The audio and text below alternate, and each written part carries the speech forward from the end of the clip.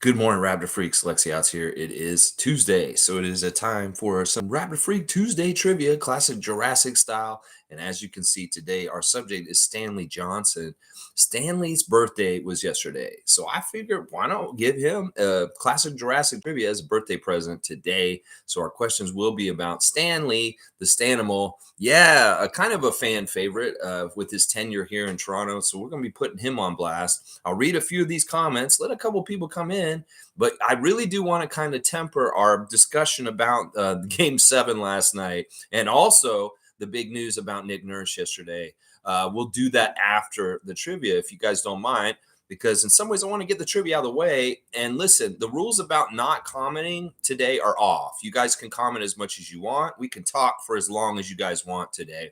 I am not in a rush, so we can get to all this stuff in a proper way later on, guys. So just so you know, we'll do a couple initial comments right here, up to Fiercey. And then I want to go right in the trivia after that. And then afterwards, we can continue to talk about the big news about Nick Nurse. And then, of course, the epic win by the Miami Heat last night over the Boston Celtics in game seven in Boston. And they beat Tony Brothers and Scott Foster also. I am wearing my gear today to celebrate the Miami Heat. I've got the championship Raptors hat that can coincide with Kyle Lowry being on that championship team. And then I've got Kyle on my shirt today. And this is how I'm going to wear Miami Heat gear today. That's all you get in Miami. That's all you get. I'm wearing Kyle on my shirt, and I've got our championship Raptors hat on to commemorate Kyle Lowry on the Miami Heat going to the finals again last night. This is going to be so good. I love it so much. What happened last night was amazing. And listen, I will give you the goods about all kinds of crazy stuff about the game last night after the trivia. I do want to do the trivia first. So yeah, let me see what you guys are saying first. Good to see so many people here already this morning. MSJ first in. Good to see MSJ. I'm sure a lot of people are smiling today. Can anyone believe it? The Heat won. Laugh out loud. So good to see Kalo back in the finals. So good to see it. I know. Listen, now we're set up here in Canada as Canadian fans to not have a no win scenario. We can win either way. We got Jamal Murray and him on Denver side, and then we got Kyle Lowry on the Miami side. We got feel good outcomes no matter what is really how it is. I mean, I'm not going to be upset if either team wins. I kind of really want Denver to win still because they've never won a championship, but if Miami did do the impossible and came from being a play-in the 8th seed to get to this point, that may be too much prestige. But at least I'll be happy for Kyle and Jimmy for sure. Nako's saying this. Good morning, Nako the Nacho. My good friend Nako. Listen, Nako, you still need to come over and we need to do a live stream together. I want to get on screen with you sitting next to me, and maybe we can even do a little scene for everybody since we're trained scene partners that have worked extensively together. Then we can get on here and do a little improv for everybody one day this summer, Gerald. I would love to see you and just maybe even get here for a 9:30. It doesn't matter. Make sure I'm not at the cottage, but yeah, if you can get here for a 9:30, you and I, we need to do some entertainment for the Raptor Freaks because I think everybody would be very happy to meet Nako the Nacho on my stream and see the chemistry that him and I have in person when we're interacting and doing our comedy routines and stuff. That's the thing. We were in a troupe, a comedy troupe together, Nako the Nacho and I, and we have done all kinds of crazy shows and improv and things all over Toronto. So I kind of want to, I know you mentioned that before, Gerald. I'd like to try and do this still. I have not forgotten about it. And I know when your schedule's right or something works for you, let's do it, bud. Seriously. All right. So Nako's blaming Coach Joe. He says largely at fault for Celtics schemes relying on threes too much, and the Heat are just craftier. Exciting day yesterday in terms of Raptor related things happening. That's right. In some ways, I want to say yesterday is an underrated day in the history of Raptors for fans. Not going to say for the team. I'm not going to say for the franchise, but for us fans. That was a very underrated day, and we're going to find out more in the future. I'm going to talk about it more after the trivia, though. I have some things I have to say about Nick Nurse that are going to be very interesting today. But yeah, Nako, great comment. I agree. The inexperience of Coach Joe, and this is the thing. Charles Barkley on Twitter is saying this. Charles Barkley said about the Celtics. He said they played basketball. They're so undisciplined and unfundamentally sound. They win games strictly on talent. And you know what? That sounds exactly right in some ways. I love that Charles is calling out the Celtics on this, that they're fundamentally not a good team and they rely too much on talent to get where they're going. See, fundamentals matter. And Charles Barkley's telling the Celtics that today. I love it. I love it. I love it. I love it. Cowboys here. Good morning, Lex and Raptor Freaks. Nurse to Philly. Laugh out loud. I can't wait for next season. He better keep Toronto out of his damn mouth at his press conference. Laugh out loud. Well, tomorrow I'm going to do a Wow Wednesday on both Adrian Griffin and Nick together and what's happened with this. But I will go in on him a little bit today after we do the trivia. So I'm going to hold my shot real quick, but you will hear it before the end of the stream, Bradley. You will. Mike is here. Good to see Logical Raptors fanatics. Salute the Real Ones Project Truth always. Good to see you, Mike. I should put money on my finals call of Heat versus Nuggets before the second round, but I don't gamble. So you called that way before? That's what I'm saying, Mike. Listen, to win money, you got to gamble it. And, there's been many, many times I wanted to put money on certain things, but I don't gamble. And I've asked people, can I put money on the Raptors to win the championship every year? And the one year we won, I didn't put any money on it, but I could have made so much money on that bet at the beginning of the year. In fact, that's kind of something that I'll probably do later on. I don't know, maybe not. I just don't gamble.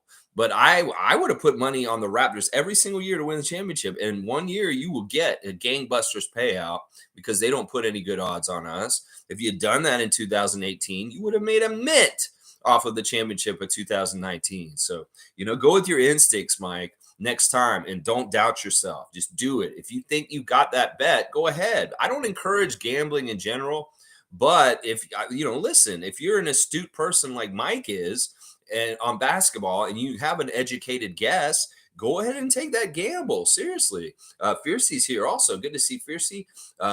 Good morning, fam. Lex, I hope you have digested the news from yesterday, as I'm pretty sure you were pissed. I'm not even surprised. Of course, he would want to compete against us and his buddy Adrian.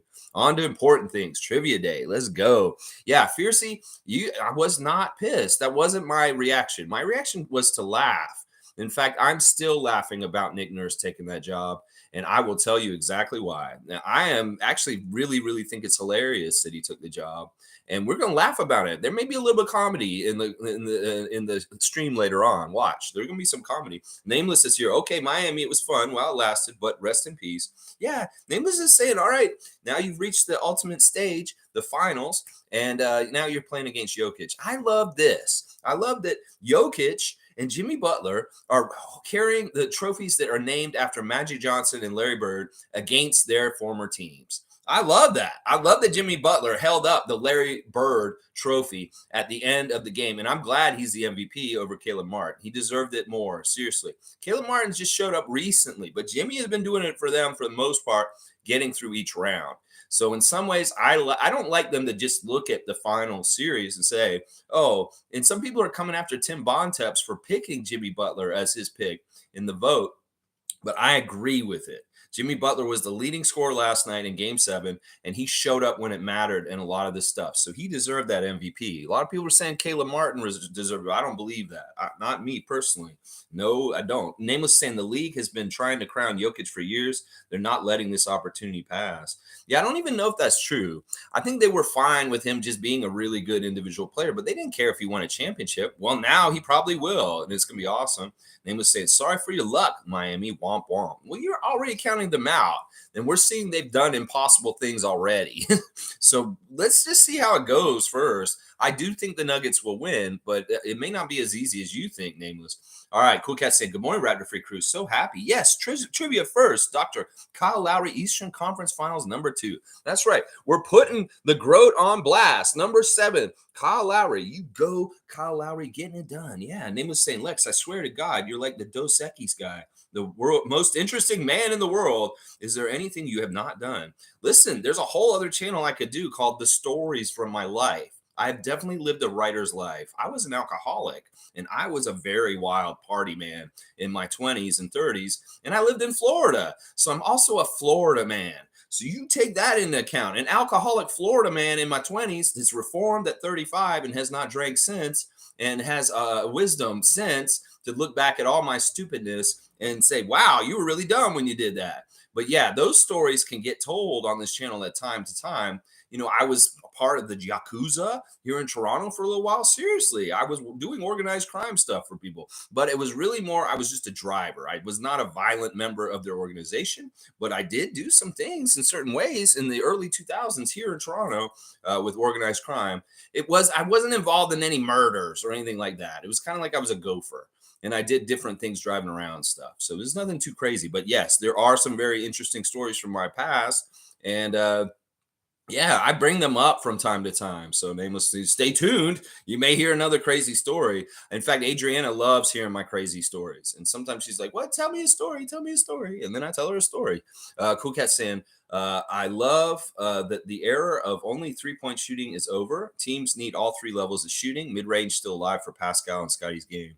We're in a weird era where things are so fundamentally wrong and things are just such a talent superstar kind of league that we need to revert back. And the teams that are be more successful will go back to the basics of basketball that wins, whether it's defense, whether it's using all three levels of the offense, like you're saying, Cool Cat, whether it's just being fundamentally better. The teams that are going to be more like what you're supposed to be a winning championship basketball team will win championships. And that's why Denver is in the finals. And in some ways, that's why Miami's in the finals, because they do certain things like winning basketball is supposed to be done instead of coasting on their talent, like Charles Barkley is saying. So, yeah, we want better basketball. I think the fans are saying that. And everybody's saying that this final is going to be boring. No, we're going to get good basketball because Miami and Denver can play some nice looking basketball. And I'd much rather watch that than some ugly ass talent basketball that doesn't play fundamentally well. That's right. Isaac saying Denver or Miami poll. You want a poll? Okay, this guy wants a poll. Let me concentrate on trivia and then we'll put the poll up afterwards, Isaac. I'm sorry. I want to get to it. Randolph's here. Good to see Randolph Phillips, beloved Raptor Freaks, most informative gang. Good morning. Blessings, blessings, blessings. Finally, we can get to the NBA Finals. Go Nuggets, go. There you go. Lowry is back as our representative from Raptors land. Go Kyle Lowry, go. That's right. Monique is here. Not a good look, Nick Nurse. Congrats, Kyle. Good morning, everyone. Monique is calling it out already. We were texting a little bit last night, and she's like, "Yeah, save your breath, Lex. I know you're gonna go off on Nick today." Monique knows me very well. Yes, I will, but I'm gonna do it after the trivia. So y'all hold your comments, and then we'll get to it. Oh, random gamers here. I'm gonna love talking to random gamer today. G saying Heat won because they played inside out and took higher percentage shots. They were hitting their threes, and Boston was not.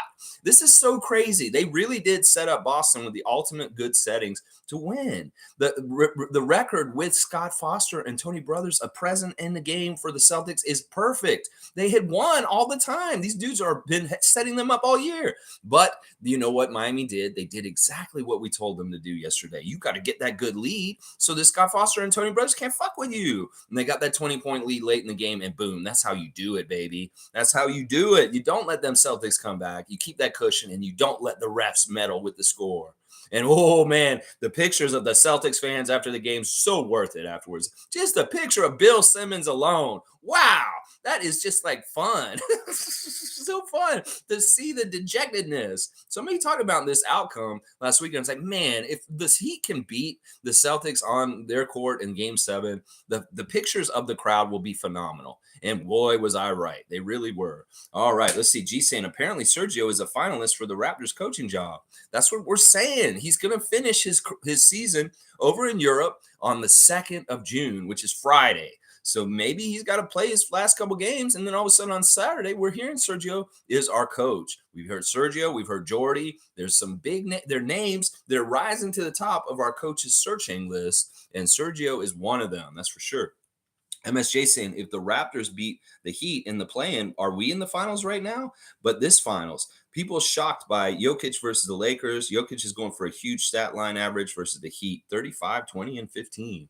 In some ways, yes, the Raptors could have had a path somewhere in these playoffs. When we say you just get in, you can figure it out on the way, there is some truth to that. And the scrappiness and the defensive play of how we play and making more possessions through offensive rebounds and steals, that totally suits playoff type basketball. In fact, that's part of the reason why we were constructed that way.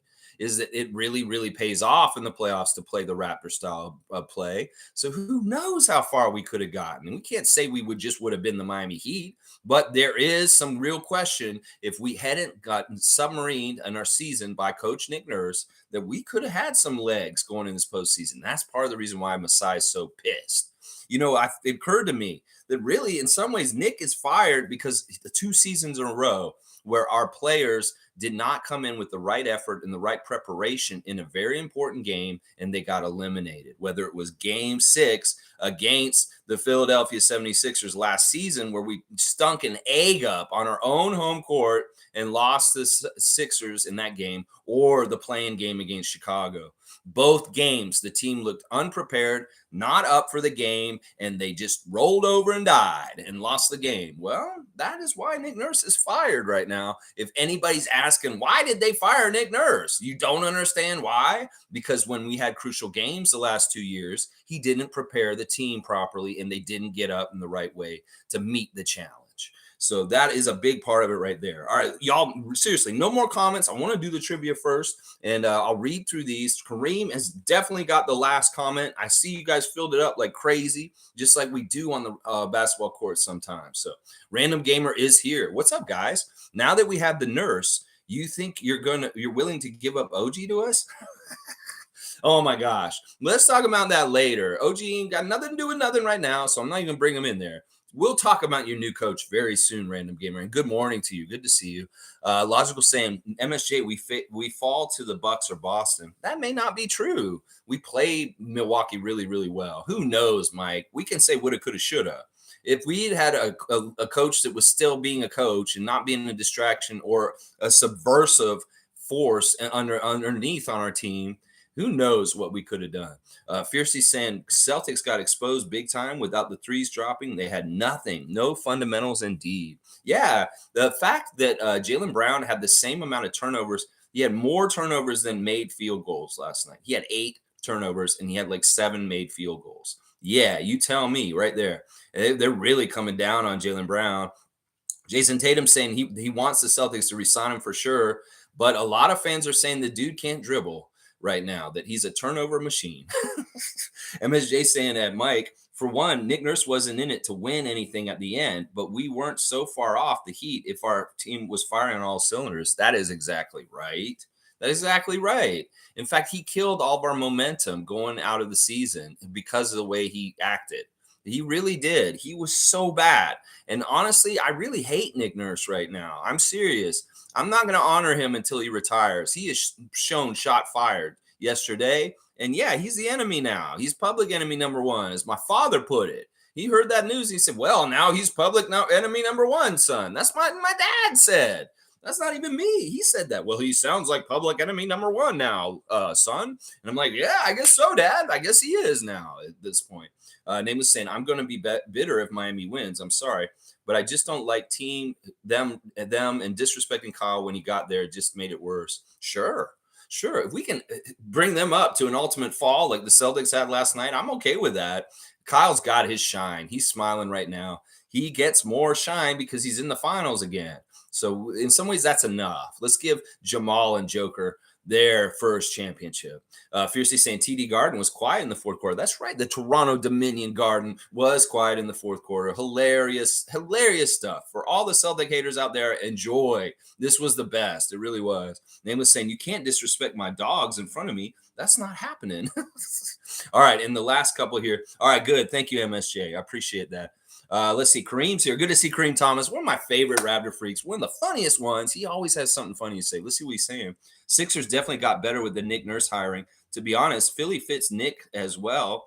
I think they will do well, but morally, fuck Nick Nurse. He's dead to me. He broke the code of ethics. There you go. Kareem is really kind of in the same place as me, but I will elaborate on how I look at this all also. I don't think it is a good fit, and I'll tell you why, Kareem, after the trivia. Mike's saying, solid point, MSJ, but we were too young, clearly. Our younger guys need more time before you can rely on them in the playoffs. I think we could have been coached better and we could have made up for all that. I'm going to blame him for everything. Oh my gosh. All right, let's go. Here's our trivia, y'all. You know how it works. Whoever writes in the answer first will get the 25 points for the question. We have 18 questions on Stanley Johnson this morning. It was his birthday yesterday, y'all. So I want to say happy birthday, Stanley Johnson, from yesterday. And we're going to celebrate you on the Raptor Freak channel today, being a great Raptor legend. I call him a Raptors legend. Why not? He was there for us when we needed him the most, and that was in the Tampa season. So we love you, Stanley Johnson, and we're going to show appreciation for you with a Raptor Freak trivia today. So the first question, you know what it is. What is Stanley Johnson's middle name? Do you guys know what Stanley's middle name is? Tom Duke is in there right away. It is Herbert, and I love it. I love it. Tom's in there with an emphatic exclamation points. Tom Duke, good morning to you, my good friend Tom. Always good to see it. Herbert, Stanley Herbert Johnson. That's a good, strong name. I like that. All right, we all know the nickname Stanimal. Stanimal, you know the nickname Stanimal. Well, he has another nickname that is prominent. He has really two nicknames. What is his other nickname other than Stanimal? What is his second nickname? That's right, Mike. Stanimal is the first nickname. Yeah, Herbert. Yeah, you're throwing up about that nameless?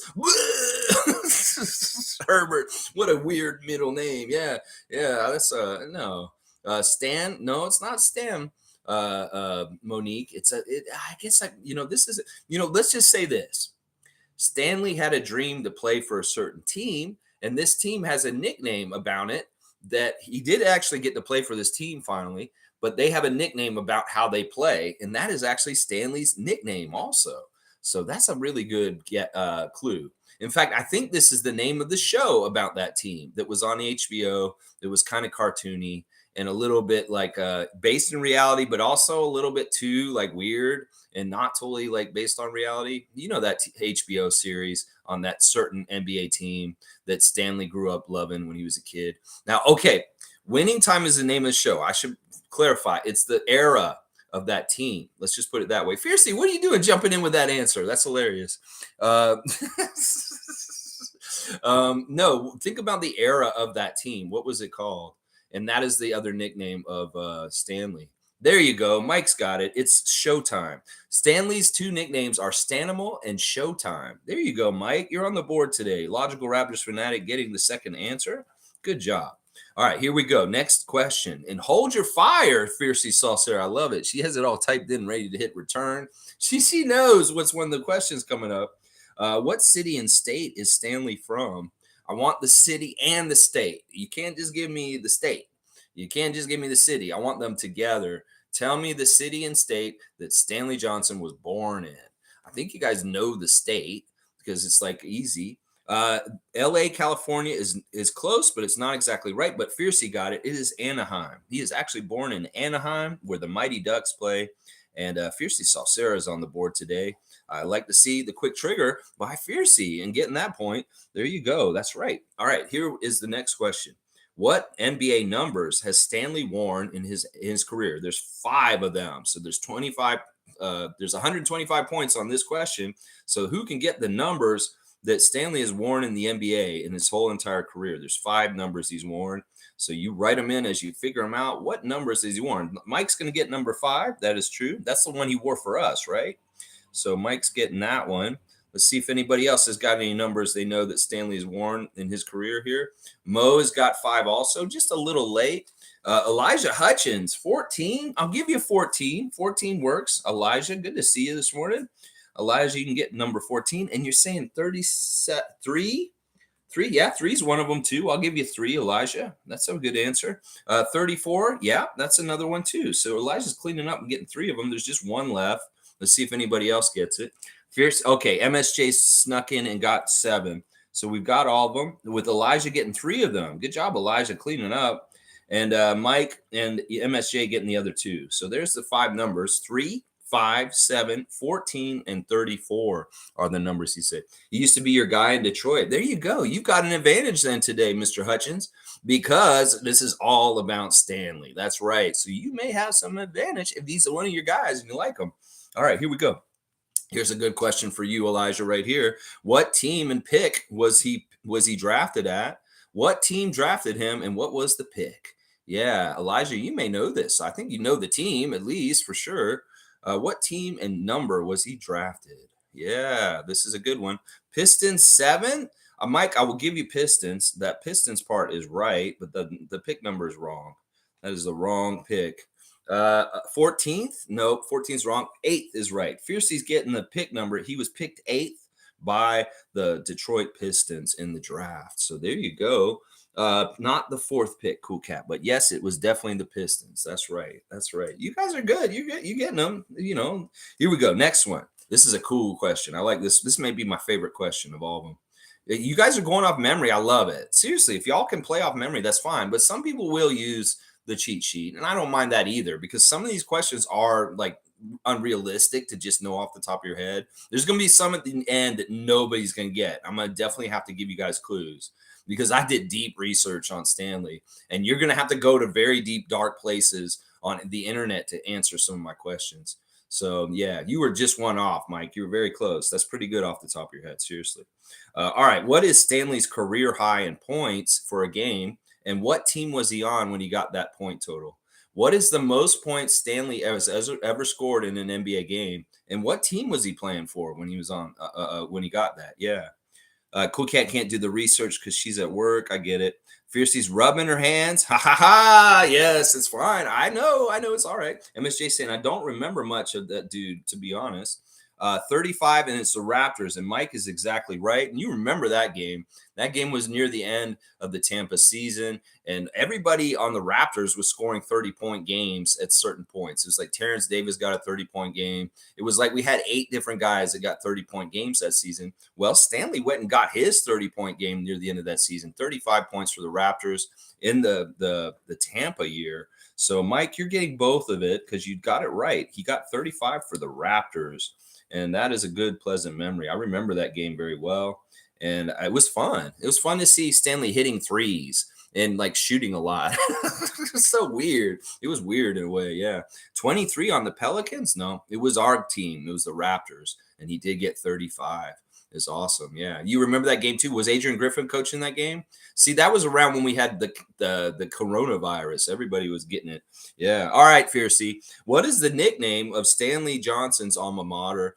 Well, he went to university. What is the nickname of their team? Not like the mascot, but just like Michigan State Spartans. What is the nickname of his team? All right, and MSJ is going to come in and steal it this time. Even though Fiercey said it earlier, we're going to give it to MSJ this time. It is the Wildcats. He played at Arizona, much like Mr. Christian Coloco. He was at Arizona, so he is an Arizona Wildcats. Yeah. Let's see. Nick took the game off. Imagine that, Mike. Imagine that. Nick took the game off. Punk ass motherfucker. Yeah. It was against Philly, too. There's a lot of things people were saying, like, the press conference he did to destroy his Toronto career was in Philly, too. And the guy who asked the question was Keith Pompey. And it's the same dude who's saying all this shit about him yesterday, too. There's a lot of fishy shit between Philadelphia and Nick Nurse right now. Seriously. Very, very fishy. And that's fishy too, saying it was against Philadelphia, Mike. Yeah. Brian Winders, something's going on there. All right, next question. This one may be a little tough for y'all. Let's see. When Stanley was a youngster, he had 2 different ailments he had to overcome to become the athlete that he is today. What were the 2 things that he had to overcome when he was younger, health-wise, to be who he is as an athlete today? What are the 2 things? Do you know? Let's see who gets this. We'll have to find out and see who's digging deep enough to figure this out. Or what kind of things would stop you from trying to be an athlete? What would make it hard for you to be an athlete? Rickets? I love this. We're going to get some weird questions here. No, it wasn't rickets, but okay, there we go. You spelled it really crazy. Like, I don't know if I can give that to you. Try and spell it more correctly, Mike. You have the first couple of words right. Monique saying his mom died. His mother did not die until 2015 of breast cancer.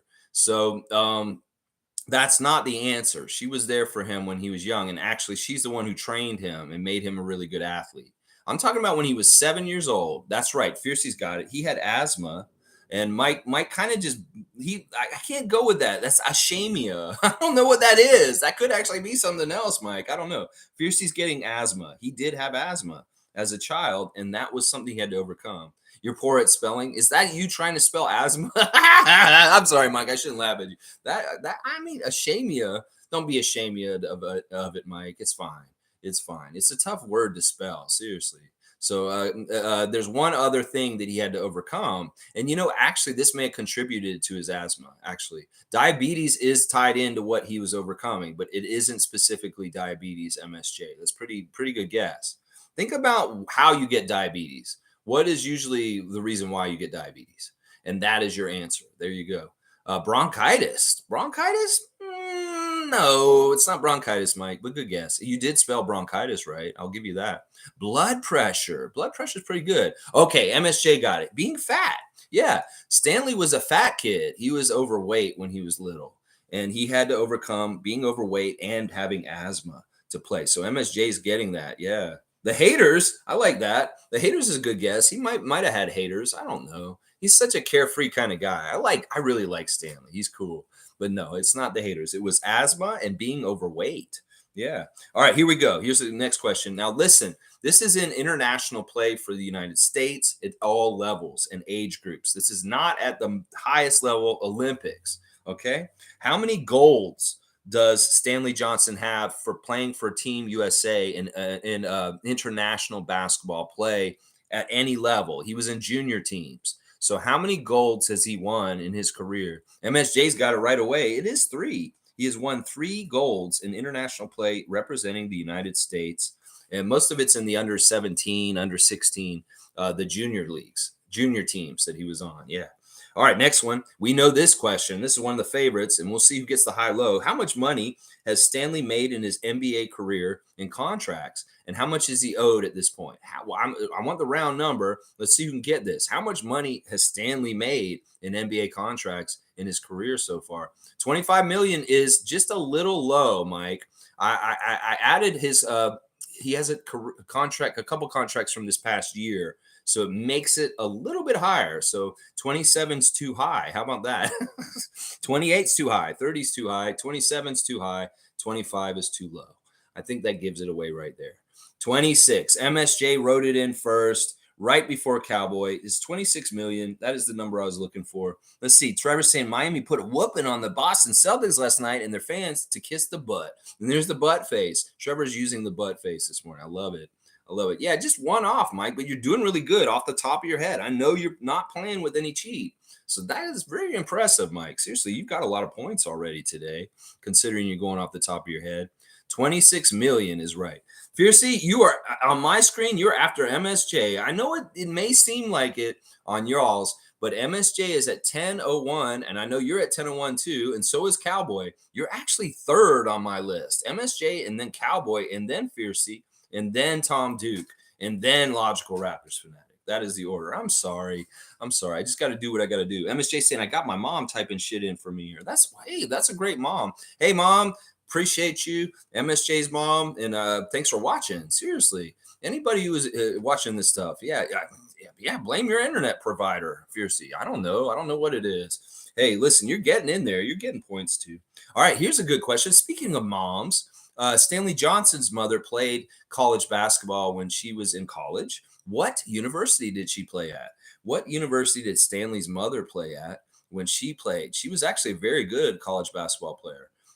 LSU? That's a good guess. That's really the school that's on blast right now in women's college basketball, but that is not the team. There you go. Fiercey's got it. Fiercey, you're not too late there. It is Jackson State. And this makes so much sense. We have a mom getting a mom question. And I love it. That's the best. That is the best. All right. So Fiercey Salcera gets Jackson State. That is where Stanley's mom attended. All right. Next question.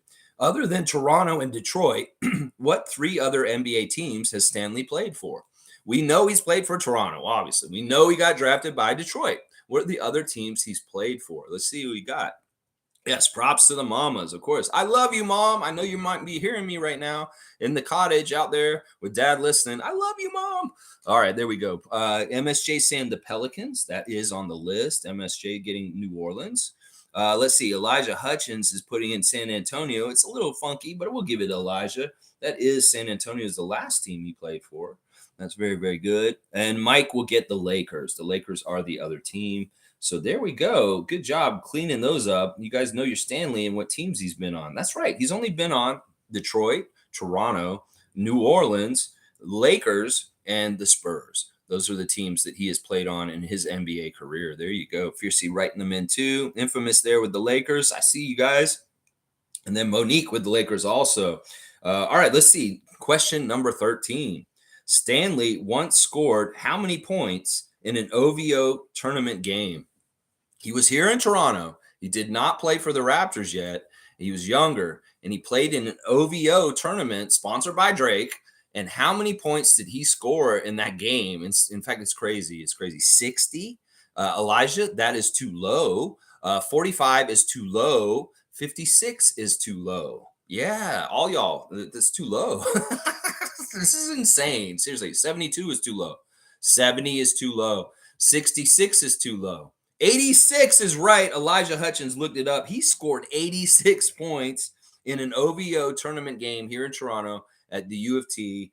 Yeah, in front of Drake and everybody. And it was part of what built his legend, honestly. Him getting 86 points. In fact, there's something crazy where he scored like 16 points in like 2 minutes or something like that, right at the end of the game or something like that. He went crazy. Really, really crazy. So yeah, 86 is right. And Elijah got it. Elijah Hutchins getting that one. 71 is not. 85, nope. 80, nope. It's 86. He scored 86 points. It's crazy. All right. Next question. What G League team was Stanley Johnson on the most recently?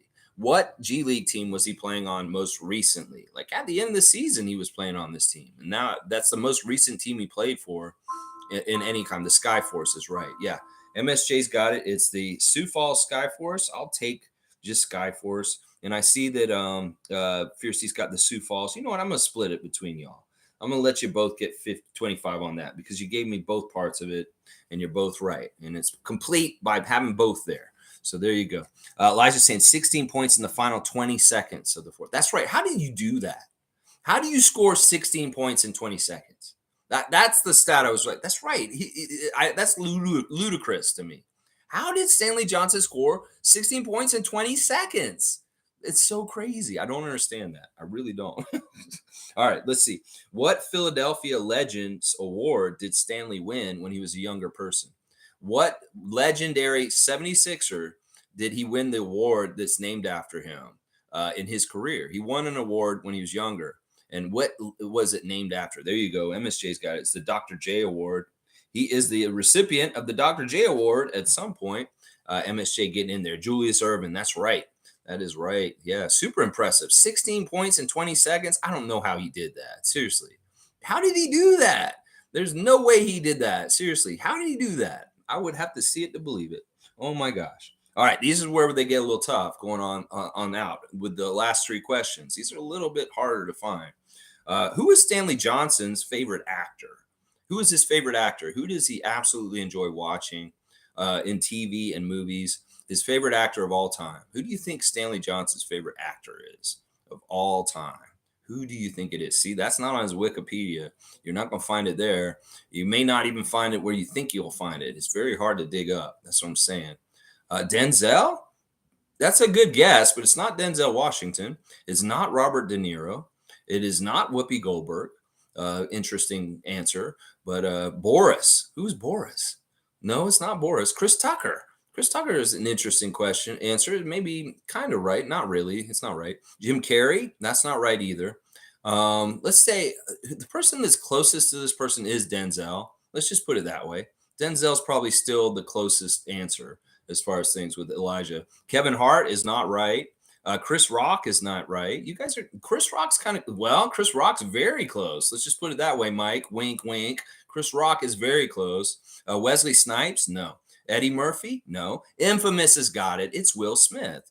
Stanley Johnson's favorite actor is Will Smith, y'all. So there you go. Infamous getting on the board with the Will Smith answer. I said Chris Rock is very close. But yeah, Infamous. Good to see you getting on the scoreboard today. Infamous, my paisan, my good friend, Infamous getting on the scoreboard today. Lawrence Fishburne. Yeah, that's a good guess, but no, it's Will Smith and Infamous got it. Good job. All right, you guys know the next question. Who has played the most NBA games as a teammate of Stanley Johnson? Who has played the most? I said you said Chris Tucker was closer. Yeah, Chris Tucker's kind of close. He's a comedian, and he's kind of done both TV and movies. So in some ways, he's kind of close. I don't know.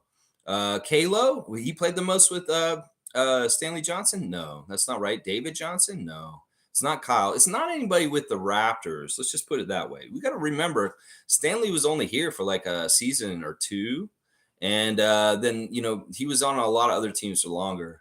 Yeah, yeah, Chris Rock. That's why I said Chris Rock's close because he slapped Chris Rock, and that's why I was saying, yeah.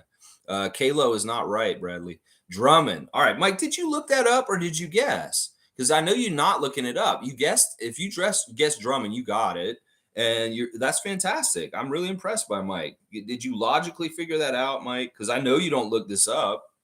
It is Andre Drummond. Andre Drummond has played the most games as a teammate with Stanley Johnson.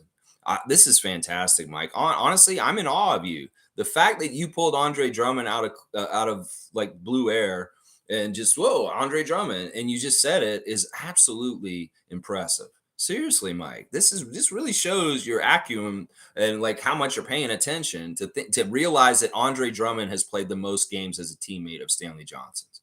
It's partly this. He was there in Detroit with him, right? I think he was even there with him in LA when he was playing for the Lakers recently. So that's part of it right there. It's really part of it. Yeah. Let's see. Elijah's saying I'm tight. I should have said that. Yeah, it is what it is. And Griffin, what? No, it's not Griffin.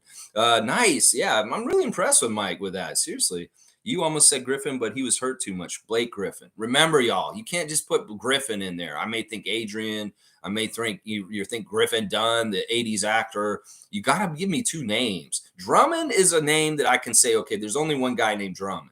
But it's very, very like risky to just put one name in this game because I will say Griffin's not a good answer because I don't know you mean Griffin. Griffin could be the first name or the last name. You mean Blake Griffin? Oh, I didn't know that. Oh my gosh. All right, you're going to get that very soon, Cowboy, very soon. All right, last question, y'all. Here's the last question. What video game is Stanley Johnson very, very good at? In fact, he was nationally ranked at this video game at one point where he was in the top 200 players in the whole entire country. What video game is Stanley a very good player at? And he was nationally ranked in the whole entire country for being one of the top 200 players of this video game at a certain point. What do you think it is? There you go. Mike's got it off the top of his head. It is Madden. He is a very good Madden player, and he is a ranked Madden player. Look at Mike cleaning up today off the top of his head. Look at that. Madden is the answer. It's not Call of Duty. It's not Fortnite. It is Madden. Yes. Wow. I'm going to just count these up real for a sec. Well, I'll add them all up afterwards. It looks like Mike's got a good chunk of them. Fiercey's did really well today also. Yeah, we'll add it all up afterwards. Elijah, also very strong play by him on the Stanley Johnson trivia also. Remember, when they give that Larry O'Brien trophy to hopefully the Denver Nuggets, we'll have to see who this is going to be given to the champion of our Raptor Freak trivia. And it is probably going to be David Saborin. He has a crazy lead that just can't be touched. And I will invite the Raptor Freak family to come to whatever establishment we determine on whatever date and time to come and celebrate the giving of the fake Vince Carter bobblehead to David Saborin as Raptor Freak champion this season. It will happen shortly after the championship is given to one of the NBA teams. So this will be the next champion. We'll get this, and we'll have. If you can make it here in Toronto, you're welcome to come down and hang out with us. It'll be fun. Yeah. Let's see. Minecraft. Mike saying missed a couple by one and misspelled one. There you go. Yeah, you got to be quick in this. I'm serious. You got to be quick in this. All right, let's talk about this. All right, Nick Nurse yesterday was hired by the Philadelphia 76ers to be their next head coach. When I saw that, in some ways I'm like, are they watching me or something like that? Because in the morning yesterday, if y'all remember, when I was out of the cottage, I said, go ahead and hire him, Philadelphia. Bah, ha, ha, ha. And I was laughing. I mean that when I'm laughing about that, because there's so much of a dumpster fire that I can premeditate from this hiring that it's going to be kind of a comedy show to see what happens in Philadelphia next season. I know that some people here have said that he's a good fit. and that he's going to work really well, but I don't see it. I really, really, really don't. And I'm going to tell you why. First of all, isn't there this whole thing between him and Joel that's kind of weird right now? Like Joel has called him out publicly and said he's bitching and saying all this stuff and complaining. Cut your bitching out, Nick Nurse. And he even referenced Nick Nurse earlier in this playoffs, even though he had nothing to do with him. It's like, well, stop acting like Nick Nurse and bitching all the time about the calls. Well, he's disrespected Nick Nurse publicly in a game as an opposing player. Why do you think he won't do that in real life, in up close and regular everyday back and forth interaction as his coach? Seriously, you think that Joel and James and them would respect Doc to not do that kind of stuff to him? There's going to be some friction, and it's going to come early. I can already predict a personality clash between Joel and Nick. If anything, just for how he drives people to have to be so crazy in his defensive schemes. Like, how the hell is Nick Nurse going to set up a defensive system like he's had in Toronto, in Philadelphia? Be serious. They don't have the kind of team that can do what we do. They don't have the athletes. They don't have the will to do it, in fact. And that's going to be the hugest problem. He's going to become so frustrated because he's going to be coming from using OG and Scotty and Precious and all these guys that are amazing defenders that are very aggressive and very good athletes and get all over the place, to trying to get George Niang and Joel Embiid to run around the court like that. You think that this is realistic? That he's going to get anywhere near the kind of defensive stuff out of the Sixers that he could out of the Raptors? You know the terrorism of the Raptors Sixers nation comes from the players. Nick made the scheme, but they ultimately have to put it into effect. You think Joel Embiid can do this closeout, run around scheme that we do in Toronto? No. This man cannot run across the court like Precious Achua and as the 5 and cover up a cascading defense that is aggressive. No. So it's a horrible fit. And I laughed at it when I saw it because it is a horrible fit. You can absolutely tell this is going to be a dumpster fire. The other thing is there's a clip going around on Twitter from his classes in Hungary last year that I watched already. I already heard this, where he's totally dissing James Harden. He's saying, he says the most insulting thing about James Harden in it. And he's gleefully saying it with a little smile. At that point, I laughed because I was like, yeah, let's bash James Harden because we're Raptors Nation. Well, now you have to possibly coach James Harden. If he's going to stay, he's not going to stay.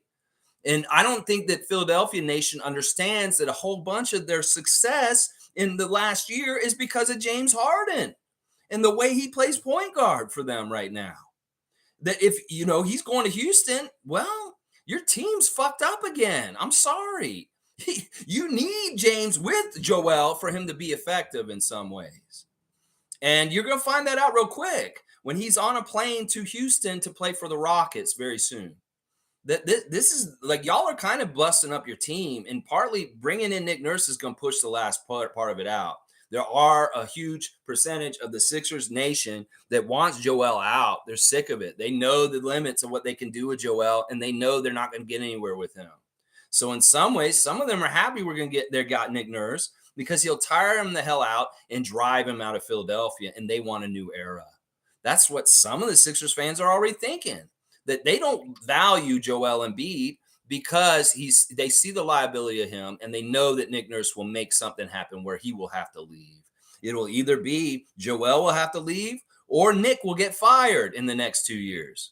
That is basically what I'm going to predict right now. In fact, we're going to see such a failure with Nick Nurse next season that everybody's going to realize how much a scam and a fake he was, that he needed Kawhi, that the Toronto championship was set up for him by Casey, and that he just came in and knocked the spare off with one pin in the corner.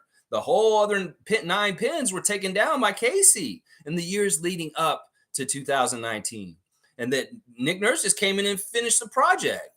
And I'm telling you, his value is overinflated right now. In fact, Clutch has done such a good job overvaluing and inflating his value at this point that it's going to be crazy. They even wrote this crazy article yesterday saying that he chose Philly over Phoenix, but Phoenix Suns Nation saying he never got the job offer from us.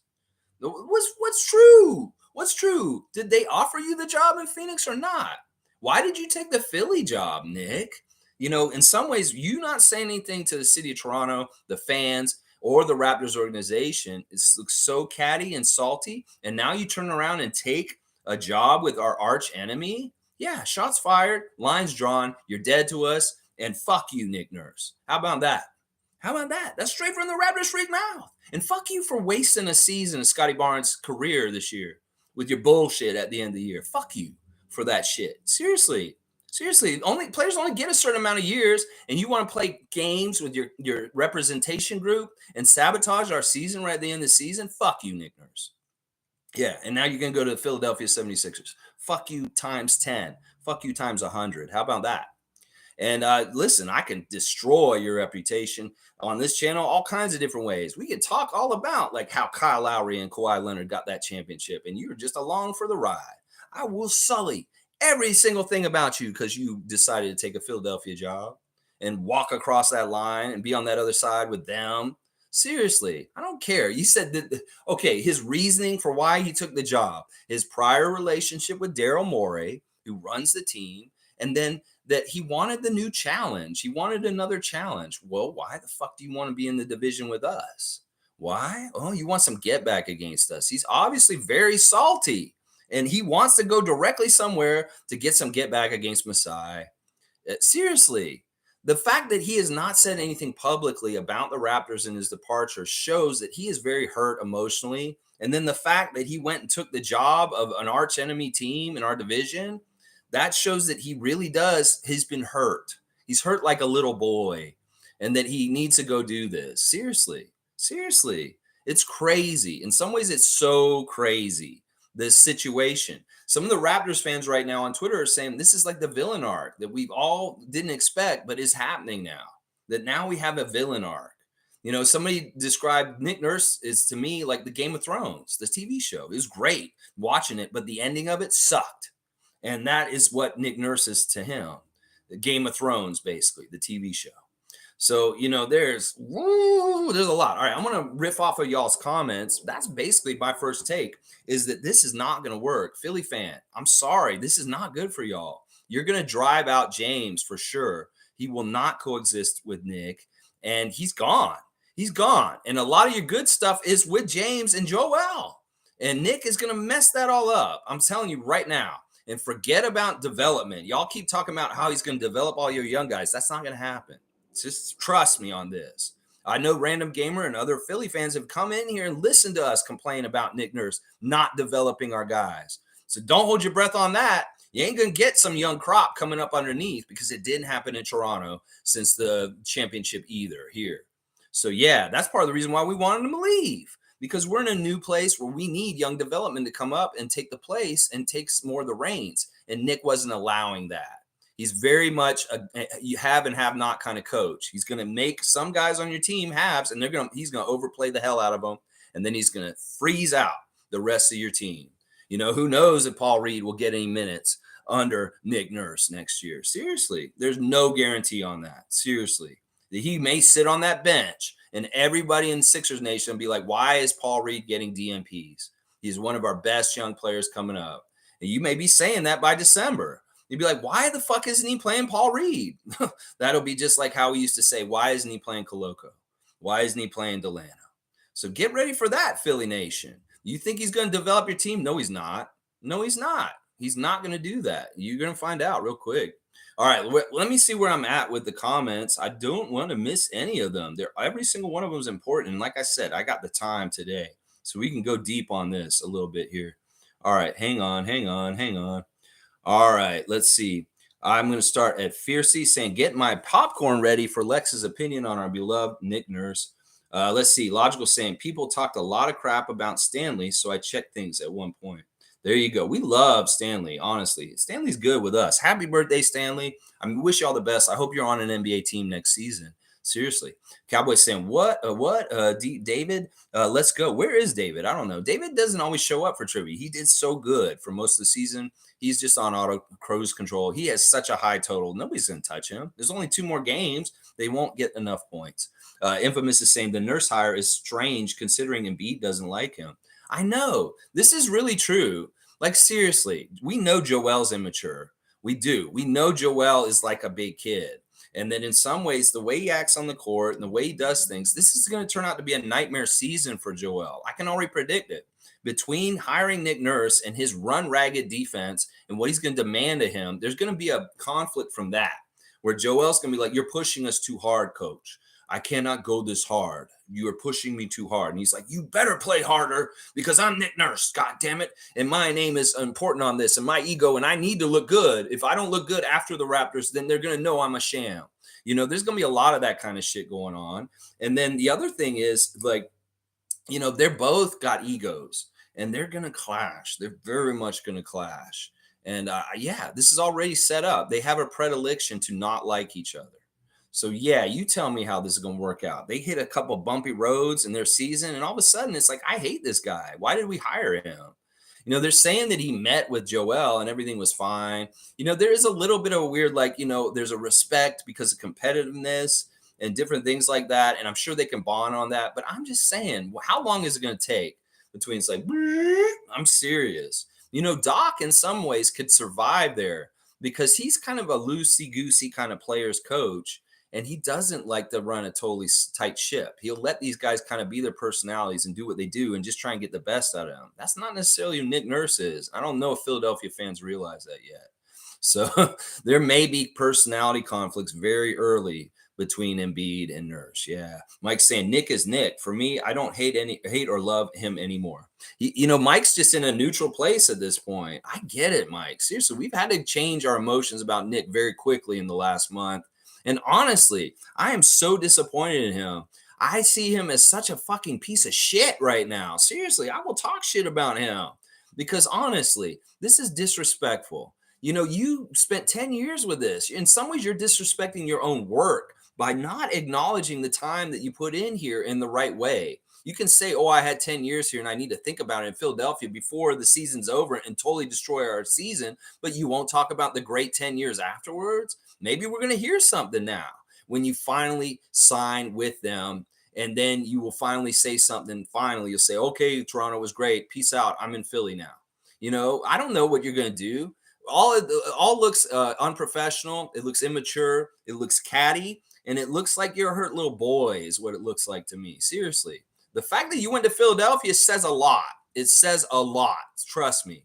And the fact that Fred celebrated you signing with Philadelphia, that said a lot too. That kind of pissed me off also. I really feel like Clutch is turning into some sort of weird fucked up clan of people in the NBA. I really don't like Clutch. And sure, Fred, go ahead and celebrate Nick going to the Sixers. That tells me a lot about where you're at also. Like, seriously, if you're going to be on the Raptors still, you're going to have to face Nick Nurse in the Sixers. And you're like putting a muscle and praying for him. Are you praying for him that he, hopefully that's what it is. I got to interpret your emoji language like Tom Dukes. And it's saying praying and muscle for Nick or your Clutch brethren. That it's more important that you're in the Clutch family than the Toronto Raptors family, you motherfuckers, you pieces of shit. This is how you're going to act. Rich Paul's family is more important than Masai's family, you fuckers. Yeah, you're going to fucking piece. I hate Clutch so much right now. In fact, in some ways, maybe we should trade OG. Just get them all the fuck off our team. You better watch out, Koloko, and maybe change your representation. Seriously. Koloko, you may need to change your representation if you want a long future with the Raptors. And let's just fucking trade OG for one of these trade picks that somebody else wants. Let's just Clutch free our fucking organization. Seriously. Maybe David Thorpe was right. And that was the reason why he said you got to get rid of Nick Nurse, Fred VanVleet, and OG Anunoby. What do they all have in common? They're all Clutch. Maybe that is exactly why David Thorpe was saying what he was saying in December. He saw how toxic and messed up Clutch was operating as an organization with their clients. And he said, "Masai, you are my friend. I love you. You gave me a job early on. I gave you a job, and you are my friend. I'm trying to warn you. You got to get the Clutch people off your team because they're full of shit. And Nick Nurse and Fred and OG are those guys." So I'm a little worried about OG right now. His affiliation with Clutch is not good. It's toxic. And I want all these fuckers from Clutch off our team. I love OG to death, but I don't want any more bullshit like this going on. And how can we trust him in some ways? It seems like Clutch allegiance is surpasses any other allegiance in the league at this point, with these motherfuckers going to their Clutch summit last week and all the bullshit going on. Solidarity and Clutch. Fred for Nick. Fuck you guys with that bullshit. Turncoats. Turncoats. That's what I call them. Turncoats. That's right. All right, let me keep going. Let's see. Cowboys saying it's going to be a soap opera. Oh, yeah. These are going to be grudge matches. We better reload our coach's gun with a very fantastic superstar that is a hot shot, just like Nick was when he came in, and he just takes the NBA by fire because this kid is looking forward to kicking some butt. Jordy Fernandez. Yeah. Yeah. Yeah, Jordy Fernandez or Sergio, or I don't know. We'll see. I'll bet you we'll have a coach by Saturday. I had said yesterday, I'll bet you Nick Nurse will get a job by Wednesday. I thought he could get a job on Wednesday. Well, he got it on Monday. And I said, well, Nick will be next, and then we'll be after that. Yeah, we're going to get our coach by Saturday. And then we're going to see who we're stacking up our mastermind and game plan designer against Nick Nurse in Philadelphia next year. We're going to probably have to play them on opening night of the season because we always play Philadelphia around the opening of the season. And yeah, it's going to be a grudge match. And I'm sure Nick is going to be catty and petty, and we'll see him walk away off the court and not even acknowledge people after the game against a team he was on for 10 years. Bet you he'll be that petty when we see them actually play each other this season coming up. Yeah. Oh my gosh. This is crazy. This is crazy. Oh my gosh. It's going to be a soap opera. You're right. Monique saying Embiid and Nick Nurse won't last long. I really don't see it. Seriously. Nick, you're going to have to kiss his ass. Seriously. Who's going to have the power there? Who's going to have the power? You think you will? No, the MVP of the season will. The franchise player will. And Nick, you better get along with Embiid. In fact, it may be really hard for you. You may be like, oh, I really hate this guy and I hate coaching him. And he's so difficult in certain ways. He won't listen to me. He's lazy. He's not good at this. He doesn't really go with my style of how I like to do things. Yeah, what a great fit, Philadelphia. Congratulations. I'll keep laughing like I did yesterday when I thought of the idea of saying, yeah, you go ahead and hire Nick Nurse. I dared y'all yesterday morning. And you went ahead and did it. And now I'm laughing about it because in some ways y'all fell into a trap. And this is not good. Some people are saying that Nick Nurse is still on our side and he's going deep cover. And he's going to go and destroy the Philadelphia franchise now as the next part of the phase of the plan. I could see that too. It could be very well that there's some sort of weird thing with Nick because we don't know exactly where he's at. Maybe he is doing a whole bunch of illusions, making us think he's against us, go there, and then boom, all of a sudden Philadelphia just falls apart from the inside because he sabotages them just like he sabotaged us this season. Don't put that past somebody who does that in a very purposeful way that he won't utilize it at different times for his own good gain and ego in situations. That's why you can't trust Nick Nurse. That's what I'm saying, Philadelphia. We fired him because we can't trust him anymore. Well, how long until you won't be able to trust him? Yeah, he's not a to be trusted kind of coach at this point. We actively saw him sabotaging our team this year. And you know what? When things go south with y'all, maybe it'll happen the same way. And it happens when y'all start losing. If you are not a winning team, it will go south very quick. Watch. It will go south very, very quick. Very, very quick. All right, let's keep going. Infamous saying, I think this means Harden is out. He wanted D'Antoni. Yeah, well, he hates Nick, and they don't go along. Nick doesn't like Harden, and they don't work together as far as work ethic and different things like that. Like I saw footage of Doc practice coaching them last season, off season. And the way he was talking to them was like he's just trying and begging them to do stuff. And their egos are kind of like, yeah, we'll do that if we want to, Doc. And he's like, guys, can you just try and do the drills? Can you just try? Sam, can you come over here, Sam Cassell, and help me tell James and Tyrese to do this drill? And he's like, James is like, please, James. And it's like, yeah, you can get pulling teeth. I don't know if it's better or not if James is there or not. In some ways, they're a better team with James for sure. We saw Houston Harden show up a little bit this year, and he's definitely their best playmaker. He's definitely such a good addition to them from last year. But with Nick as the coach, I don't know. I think that all goes out the window, and he just is gone. He's just gone. He may have been gone already anyway, but he's definitely gone now that they hired Nick Nurse. And that is a downgrade. That's a downgrade right there. Not having James Harden on your team, Philadelphia, is bad. It's bad. He's a big part of why you're up in the next level of being considered kind of a title contender. Without him or a replacement or something like that, y'all may be in trouble.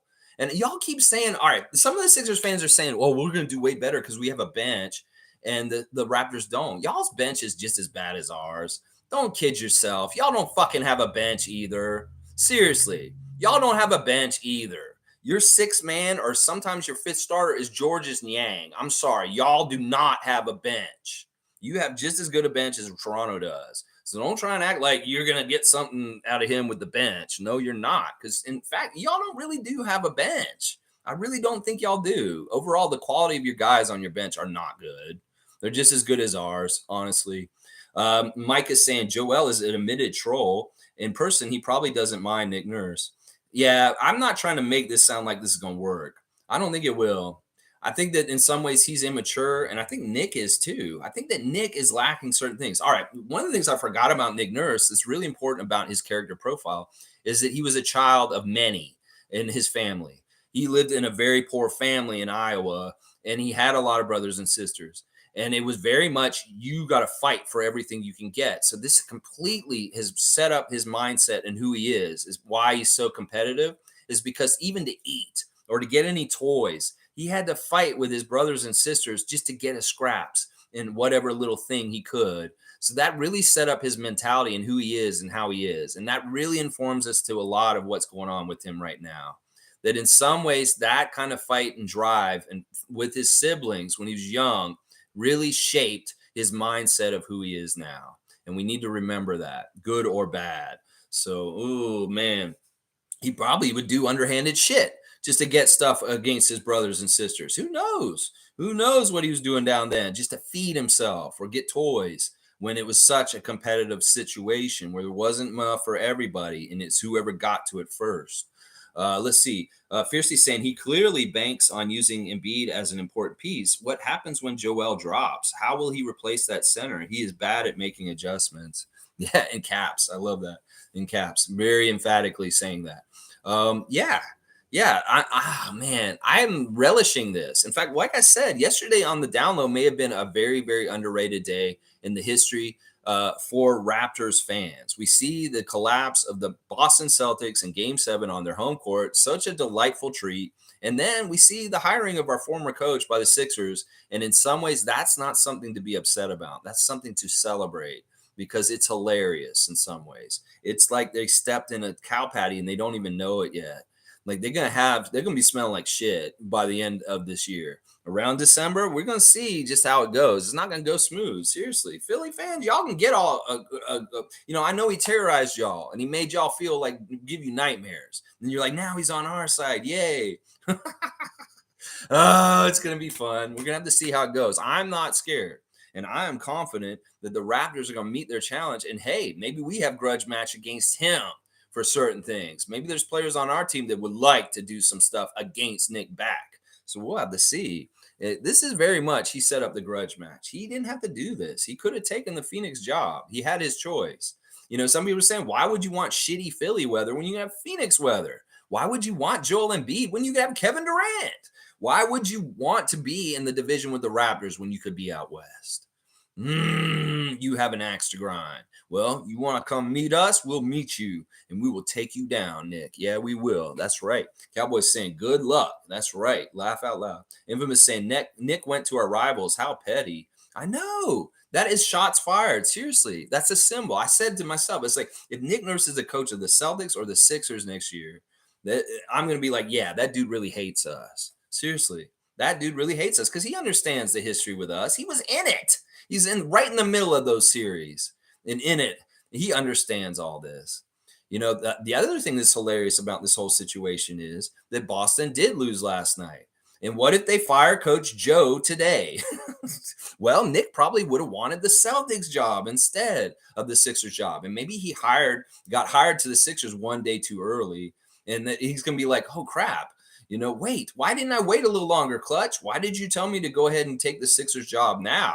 Because the Celtics job just opened up in the couple of days afterwards. What if he does this crazy thing where like Kenny Atkinson, where he's kind of like, you know what, Philly, I'm done. I'm not going to be your coach next year. I'm actually interested in the Boston job. And this is the Sixers after committing yesterday. And then all of a sudden he's the Celtics coach next season instead. In some ways, the timing of him announcing that he's the Philadelphia coach yesterday was horrible. that look, maybe he thought, oh, Boston will definitely make history. Coach Joe won't get fired. Well, Coach Joe is very likely possibly to get fired this week, and that Boston job might be open by the end of the week. Good timing, Nick. Very good timing. I'd much rather you be on Sixers than Celtics because that's more likely to be a failure than the Celtics. The Celtics are actually a kind of team that you could coach and probably do very well with because of the level they're at and what they're doing and the type of players that are on the Celtics fit Nick Nurse's defensive schemes, but the Sixers do not. So in some ways, everything that worked out yesterday was perfect, honestly. Nick going to Philadelphia before the Celtics got humiliated in their home court in game 7 and lost. So what's not to like as a Raptors fan yesterday? Seriously. Seriously. I'll show you the rainbows and sunshine and the dark clouds that you think you see because this is hilarious. This experiment in Philadelphia is going to be very entertaining for Raptors fans. Trust me. We're going to enjoy it. We're going to see Philly fans because also Philly fans are so vocal on social media. We're going to hear them complain about Nick every instance when they get the chance. And we'll be able to see it all. Just like they probably saw us complaining about Nick Nurse the last few years. So there's going to be some real good entertainment in it.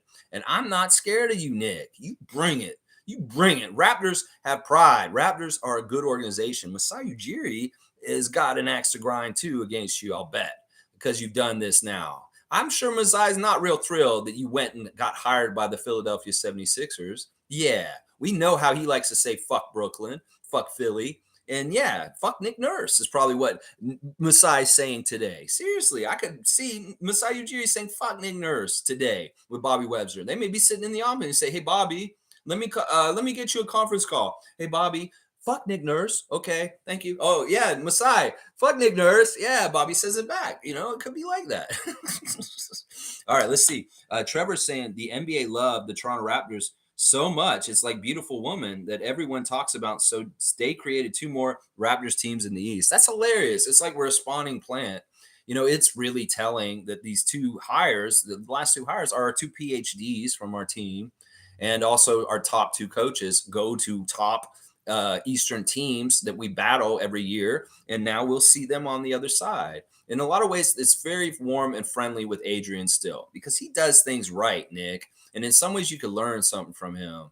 I'm not mad at Adrian. He was waiting for his turn and he was getting it. But it's very, very gross how you railroaded your way out of Toronto and did the way you did. And now where you're at is very, very gross. And there's no respect in that. I will respect Adrian and I wish him all the love in the world. And there's a very different thing with that situation in Milwaukee and your situation with Philly. So, yeah, oh, man, this is crazy. But that's true. We're so bad. Everybody says the Raptors are so horrible. Oh, they're a poverty franchise. Well, why the fuck do y'all want all our players and coaches and GMs and everything good about us? Yeah. Some people are saying, all right, one of the things that they're saying in Philadelphia Nation right now that's hilarious to me is now Nick can come to Philadelphia and load manage Joel Embiid so that he can be healthier and utilized better like he did with Kawhi in the championship year. They're looking at Kawhi in 2019 and saying, oh, Nick was such a genius with how he load managed Kawhi. He didn't fucking do that, y'all. You think that he was in charge of load managing him? No, he wasn't. Dr. Alex McKechnie was in charge of load managing Kawhi Leonard that season and at the detriment to Nick Nurse. Nick Nurse would push him. He'd say, I want Kawhi more. I want Kawhi more. And Dr. Alex would say, no, he's not medically cleared in the way that we want to with what we're doing with the load management. That's the thing they don't understand. Nick is not going to be nice to Joel and caring and resting him. He's going to overuse him. And that picture on Twitter that's showing the really, really nicely slow cooked roasted chicken leg that's getting pulled out and they're saying it's going to be Joel's knee in the middle of the season is exactly right. He's going to overplay Joel and he's going to get him hurt. He's going to miss a bunch of the season. He's not going to load manage him, y'all. He's the opposite. In fact, he was the force fighting against the load management on our team. And Alex McKechnie was the one keeping Kawhi healthy.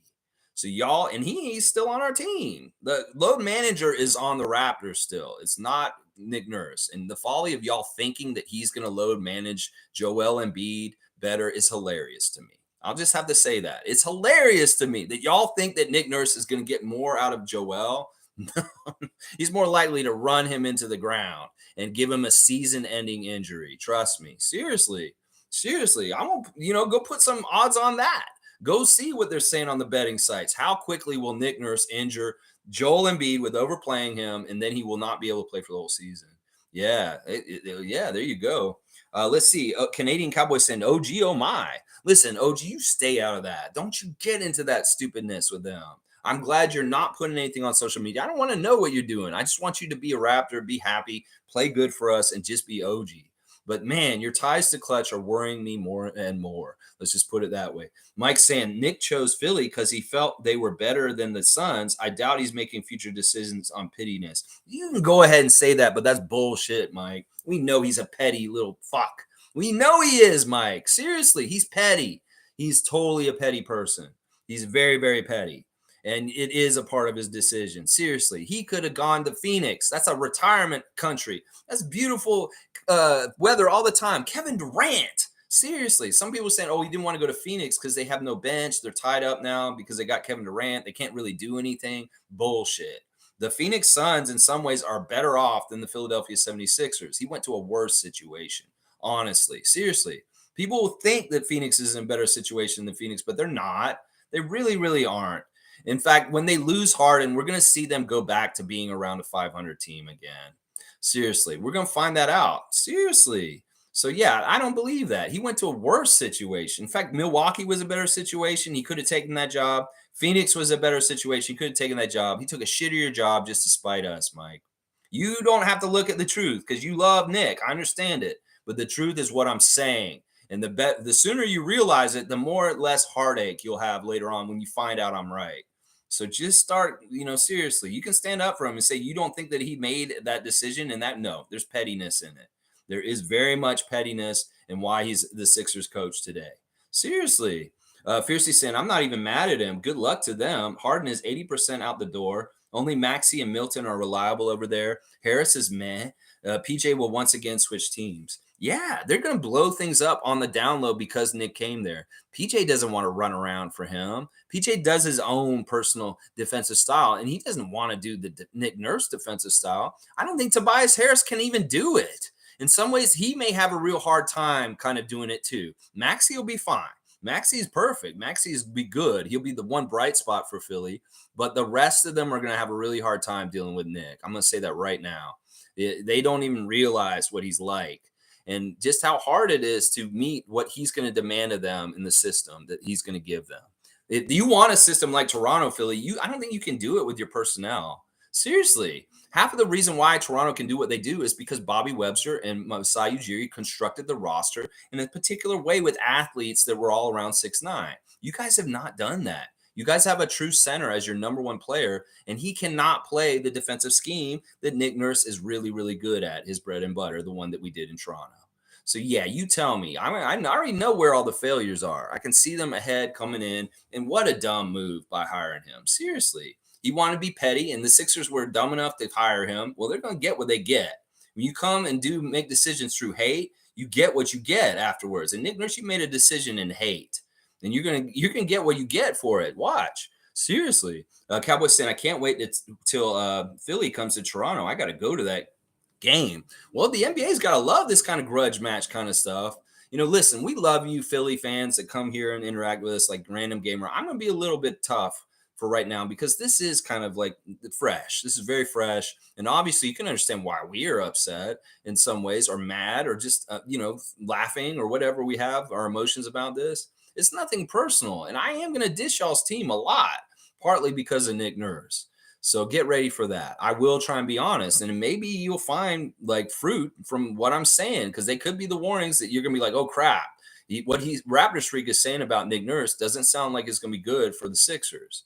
Because I really do see this happening. And I'm right on a lot of my predictions on this channel. And I think I'm going to be right on this one, too. Let's see. MSJ saying, I hate Nick Nurse now. Laugh out loud. Going to be fun to watch it all fall apart. I know. And it will. Trust me, it will. It's more likely to fall all apart and be a failure than to be a success. We just know that's true. That's just how the NBA is. There's so many more failures than successes in this league. And Nick is not going to be successful. He's not going to get them any further than Doc Rivers. and he's gonna cause problems on that team because of his personality. Trust me. Cowboy saying true, MSJ. Logical saying I believe Nick will work out fine. We're moving on with different things. No, Mike, he will not. Trust me, he's not a fit with that team. In some ways, he really isn't. I think it's hilarious that he's paired up with Joel at this time. That's not a good pairing. Trust me. All right, random saying Sixers still second round exits. Am I right, guys? Sad for me, funny for y'all. Listen, random gamer, we love you, man. You're a good Sixers fan, and I may be a little harsh right now. I don't want you to take anything I say personally right now. And some of it is that I'm hurt by Nick at this point. That is true. I'm very aware the fact that I am hurt by Nick Nurse and what he's done, and that is kind of part of my motivation to totally slam him and all this kind of stuff. So, but you know what? I don't know what y'all will do. It really is. You're gonna have to see how you do in the season, and that'll portend more maybe how you'll do in the playoffs. I don't know. I like that Mike's saying that it'll work out fine, but I don't believe him. And in some ways, Nick is very much. I mean, Mike is very much a Nick stan. That is why he's standing up. He loves Nick Nurse, even though things have happened the way they have. He's still standing up for him, and that's fine. In some ways, we need that still. And I don't want to get so detached from how I want to honor him later on in life for his accomplishments with the Raptors because of the grudge match that we are going into now. But still, I can't like him at this point. He is the enemy. He switched sides, and fuck him. Seriously, Mike. This is how diehard I am about the Raptors. I can't be all warm and fuzzy. I'm not like the NBA where I have friends on other teams and we get together and do stuff in the offseason. No, I'm like Bird and Magic. I hate the other side. I hate the Celtics. The Celtics hate me. It's that kind of thing. So yeah, he's crossed lines. He's dead to me in a lot of ways right now, Mike. Now, when he retires, if he's not the coach of the Sixers, maybe he goes out west and coaches another team out there, whatever. I can maybe, make things up and be cool with him again. I do not totally want to erase him from the history of the Raptors, obviously, because he's an important part of it. And later on in life, I will celebrate him justly in the right way. But while he's active and he is an enemy, I will be coming after him and I will say a lot of mean things about him. And I hope that doesn't upset you too much, Mike, because that's just how it's got to be. I'm sorry. That's just how it's got to be. Let's see. Mike's saying, let's be the better fan base and wish him luck, but we're going to beat him. Listen, there's enough good Canadian, nice people that are going to be very like that. In fact, I've gone and looked at all these comment sections after the news yesterday, and a lot of people are wishing him luck. A lot of the people are like that. The casual people are kind of like, you know what? He was great for our team and he got us a championship. Good luck, Nick.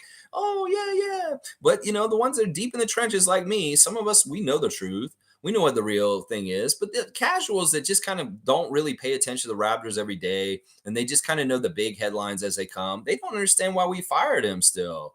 And they're just like, oh, everything's lovely and happy with Nick. And, oh, I don't believe, why did we fire him? Well, you're not paying attention. You don't actually understand what happened with the team and all those kind of things. So, yeah, there's enough of us that are doing that. But we definitely need the other part, like me, going also. Seriously. Click saying, I honestly don't know why Raptors fans are crying that Nick is with Philly. What do you expect? He's still a great coach. He just ran out of time. He's not good at developing. He fits on win now teams. Yeah. I don't think that he's actually on a win now team, though. I think that they were last year, but I don't think they will once James leaves. That's what I keep saying.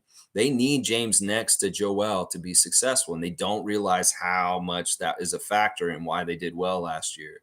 Well, James is in Houston next year. That chemistry and all that good setup for Joel goes out the window, and he's nowhere near an MVP season like he was last year. Some ways, Joel was propped up by James and being so good in the last couple of years. And I don't think people really understand how much that matters. Seriously, if you had to choose between having James Harden on the Sixers or Nick Nurse, I would take James Harden every single day. I'm sorry. Y'all think that the coach is a better improvement? No, it's not. He's not going to be much better than Doc. And y'all are going to run into all the same problems you had with Doc, just with Nick. In fact, you may find new problems from it. Seriously. The infamous is saying, damn, Lex, that's harsh. Listen, that's how it is with me, man. I am all about that symbol right there, and that is it. And as I said before on this channel many times, I don't care if it's a player. I don't care if it's an executive. I don't care if it's a coach. I am a company guy. I'm a Raptors freak. I'm not a person fan. I can be a fan of Nick Nurse, and I loved him for many years. But yeah, as soon as it's like this, it changes. I very, very much am Raptors. Raptors first, team first, not a player fan first, not a coach fan first, team first fan. And the Raptors are my team. And that's just how it is. Some people yesterday are talking about it with the Celtics. The Celtics lose like that, and the Celtics fans, the true green ones, are saying, I ride with my team, ride or die. Some of y'all are flaky. You're turning on us now all of a sudden because we failed at this point. Well, I go through this with my team, ride or die, fail or win, whatever happens. I am truly Boston Celtics nation, is what these fans are saying. Well, I'm the same with the Raptors, and that's just where we're at this point. I think that there's a lot of Raptors fans like me that are feeling exactly the same way I'm feeling. And I don't think anything I'm saying today is out of pocket. And it's just how it is. It's just how it is. Josh Monroe's here. Good to see Josh Monroe. It's been a little bit. Good to see you, Josh, again. We're always here for you, your Raptor Freak family. Just come and check in with us. Nurse is going to be like Casey, now gearing up to face the Raptors because he feels like he's going to have their number. This is true. Some people are already trying to use the C word with this, and I'm like, don't even go there. This is totally different. In some ways, Nick is the criminal in this whole situation. We were the criminal before with Casey. Casey didn't do anything wrong. Casey was a coach a year. He just didn't get high enough in the playoffs or get far enough. He failed too much, and we fired him. In some ways, we were the bad guy in that situation. So we're talking about karmic forces and everything like that. They would go against us in the situation with Casey, but that's not the truth with Nick Nurse. Think about it this way. He did us wrong. He sabotaged a season of ours and messed up our season at the end of the season. So the karma is going against him to work against him in the opposite way. So when Monique said last night, or somebody said she said on her Instagram, oh, the Sixers are going to be 4-0 against the Raptors next season. That's bullshit. Watch. That is bullshit. And Nick can come in with that energy like Casey and really have an axe to grind and really, really want to compete and beat us. But in some ways, it's just like judo or anything like else. You use that anger and that bad negative energy against that person, and they end up failing. In fact, in some ways, we've already done that. He's so angry at us, he went and took a shitty job, and then he's going to find that out. So he's already fucked up to a degree just because he took the Philly job. So, and that's showing his anger, betraying him right there. So, yeah, we'll see how this works out. This won't be Casey number 2. Watch. This won't. Because the forces of karma are not on his side in this situation. Trust me, he did us wrong. He did young Scott Wayne Barnes wrong in his sophomore season and ruining the playoff chances for him to possibly go on a run like the Miami Heat did. So there you go. That's the difference between Casey and Nurse right there. Yeah. Now we'll see. There may be that effect. If he starts beating us, nobody call it that C word. It's called Nick Nurse's revenge. It's not the C word. Don't you bring that word in like you did with Casey. There's no alliteration with this one. You can say it with that, but not with this. It's Nick Nurse's revenge. Just train yourself not to use that word. Sports franchises that have long histories of losing use that C word, and the Raptors are not that kind of franchise. So I ask every Raptors fan to just get that word out of your vocabulary. Nobody should be using it, because it's just not the right word for the situation. There's no such thing as that in games, in basketball, in what we're doing. That can be something for the hockey with the Leafs and Harold Ballard. That's fine. There can be some sort of that with baseball and the Red Sox and different places. That's fine. But we don't play with that C word here in Toronto on the basketball team, is what I'm saying right now. Yeah. Mike, Bradley's saying he's laughing times 1,000. Oh, awesome. I hope it was pretty good there. Mike's also saying we know Nick's weaknesses, so it's a two-way street. That's what I'm saying. We really do know his weaknesses. And this is the thing. We are fresh. If we go get Jordy, and Jordy's our new coach, he may be so fresh that Nick has no idea what to expect from him, whereas we know exactly what to expect from him. So in some ways, there will be an advantage because we have a new coach. Now, if we get Sergio, that would be really weird. In some ways, Nick better show respect to Sergio after the game if we play them. But we'll have to see how petty he is. We'll have to see how immature he is on that. Yeah. Fiercely saying our guys will be even more motivated to play against him. Pretty interesting. He chose to stay in the same division and play against us. And Adrian is his buddy, right? Is he? Some people are saying that Nick was trying to do a solid for Adrian and dissed the job for Milwaukee because he knew that they would hire Adrian instead. And then in some ways, he was doing him a solid. I think this is all bullshit that Clutch is trying to put out there to overinflate Nick Nurse's value. Well, it's the stuff about him choosing Philadelphia over Phoenix yesterday, or the stuff a couple of days ago saying that, oh, Nick Nurse pulled out of the Milwaukee search. And then he just said, I'm not involved. And then they hired Adrian Griffin. They are good friends, and they should be. They're bonded. In some ways, it's such a weird situation. It really, really is. Yeah, him choosing Philadelphia, I think it was the dumb mistake, and it wasn't the right team. He would have been better off in Phoenix. That's a team that's more apt for him to use, or even Milwaukee. He could have been coaching Giannis and been in that seat where Budenholzer was. But no, he took Philadelphia. Says so much. Seriously, it says so much. He knows how much the fan base of the Raptors hate the Sixers. So he really wants to get in the ire and the crosshairs of who we hate. Seriously, he wanted to jump right into it. He wants this villain role. Trust me. He wouldn't have got the job that he took yesterday. He had options. Cowboys saying, I wouldn't be mad at Nurse at all if he just said, thanks, Toronto fan is a waste man. I know he doesn't have to do a lot. All we want is what the other coaches did for the other teams that they just left. And you can't even do that. Like, that's so messed up. And honestly, it says way more about you than it does the Raptors or our fan nation. It says more about you because it has something to do with what you can control, Nick. And you're deciding to control it this way. You just look petty and hateful. And like, how bad did Masai hurt you that day? I'm serious. You came into that room and you're like, well, what you want to do, Masai? What's our plan for this summer? It's like, well, Nick, actually, I want to talk to you about something real quick. And he's like, what do you mean? Things are great, right? And like, oh, no, Nick, actually, kind of, we noticed that you gave up on the team at the end of the season there. What do you mean? I gave a good effort. I'm ready to keep going. I have the Nick Nurse Foundation here in Canada, and I need to be here for Team Canada. You can't fire me. I'm untouchable. Well, actually, Nurse, I just counted up all your George Karl mistakes, and I thought you had 12, but you actually have 15. And I only allow 6 George Karl mistakes. What are you talking about, George Karl mistakes? What do you mean? Oh, it's just something I did back in Denver with George Karl. And yeah, you have 15. So you're fired. What? No, you can't fire me. What the? And then he runs out of there, and then it's just petty. It's just petty, petty, petty. Oh, I'm so mad at Masai. He dissed me. He fired me. And now I'm going to go be crazy all over the place and show just how immature and crazy I am. Childish. There you go. I think that's how it went down. Exactly right there. I thought that Nick maybe was like, if you want to keep me around for next season, maybe we should redo our contract this summer. Nick, actually, I want to talk to you about that. He's like, I might need more money next year. 8 million's not enough. I think Clutch and I want to get 10 million. Nick, let's not even talk about that. You're fired. It's gonna be just like that. How it went down. Seriously, you don't think this guy's got an axe to grind? Oh, yeah, he does. He went to Philadelphia. We know he does. Yeah. Let's see. Monique is saying Raptors versus Sixers opening night, please. She's asking for it. See, Nick, Monique wants the smoke. Monique ain't afraid of your whatever you're coming with.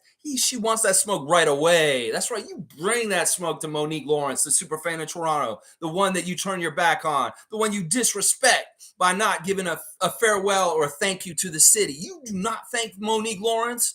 Fuck you, Nick Nurse. She wants your smoke now, and she wants it on day one. He wants you to come right into the Scotiabank Arena and hear all the boos, boos. You're going to be getting that, Nick. You know you will. Some of these people will be like, why are you booing him? He brought us a championship. Shut up, casual. It'll be like that. In the crowd, I'll be like, you shut up, casual. Yeah, boo. It'll be like that, seriously. Paul B's here. Good to see Paul B. Wisconsin holding it down. Paul B is one of my favorite original Raptor freaks. It's kind of sucks. Nick Nurse went to the Sixers. Now I can't even root for his success. Beating Philly will be even sweeter now, though. That's what I'm saying. If you'd gone to Philly, I could kind of root for you and Kevin. If you'd gone to Milwaukee, I kind of like Giannis and the Bucks, even though they've been a rival to a degree with us, but we always beat them. So it's kind of like, yeah, but Philly? Really, Nick? Philly? You just put us in a place where we have to hate you. That's just how it is. If you're a real diehard Raptors fan, you've got to hate Nick at this point. You can be a casual and be like, oh, I love Nick. He brought a championship to the Raptors. That's fine. But the real ones like us, it's going to be like that. All right. Random Gamer saying this. I'm really going to value our Philly fans in the next year as far as their interaction on this channel. So I do want to be respectful to them and kind of like tell you, listen, I love you guys. And still, this is a friendly place, even if there are shots fired and it is a little more intensified, the grudge match at this point. So what Random Gamer is saying, I'm really curious to see how this works out. Is Embiid going to stop bitching, say stop bitching again to Nurse while he's screaming at the refs, laughing my fucking ass off? I know that trait is on your side now, Joel. You may be like, I love your bitching, Nick Nurse. Keep bitching. He's like, maybe he comes over and he yells at him. He's like, keep bitch more, Nick. Instead, stop bitching. You know, the other thing we're not talking about with Joel that's going to be harder for him next season is the rule change that's coming. They did this change for Trae Young and James Harden a couple of years ago where they kicked out the leg to try and get offensive fouls when they'd shoot three-pointers on the outside. We know that they changed that right away, and it had an instant effect on the league as far as, like, if you do that, you get a call against you, and it's an offensive foul. Well, they are going to experiment this summer in the summer league with calling technicals for flopping. So there may very well be a couple of adjustments that Joel has to make that are uncomfortable this season, where he could get in trouble for all of his flopping this year by really hurting the team and having technical free throws shot by the other team just because he's a flop artist. So he's going to lose that whole flopping skill he just learned from Harden that he's overused the last couple of years. And he's going to have to deal with Nick Nurse running him ragged. This could be kind of a nightmare season for Joel. In some ways, it could be a nightmare season because James is gone all of a sudden, and it's exposed just how much James was helping him. It's a nightmare season because Nick Nurse runs him to the ground, and then also he can't do his flopping anymore. And he's getting targeted by the referees to not do it anymore, and he has to adjust to not doing it. So, yeah, I'm telling you, there's a couple of things that are setting up for the season to make it very difficult for Joel on the down low that people don't actually realize in Sixers Nation.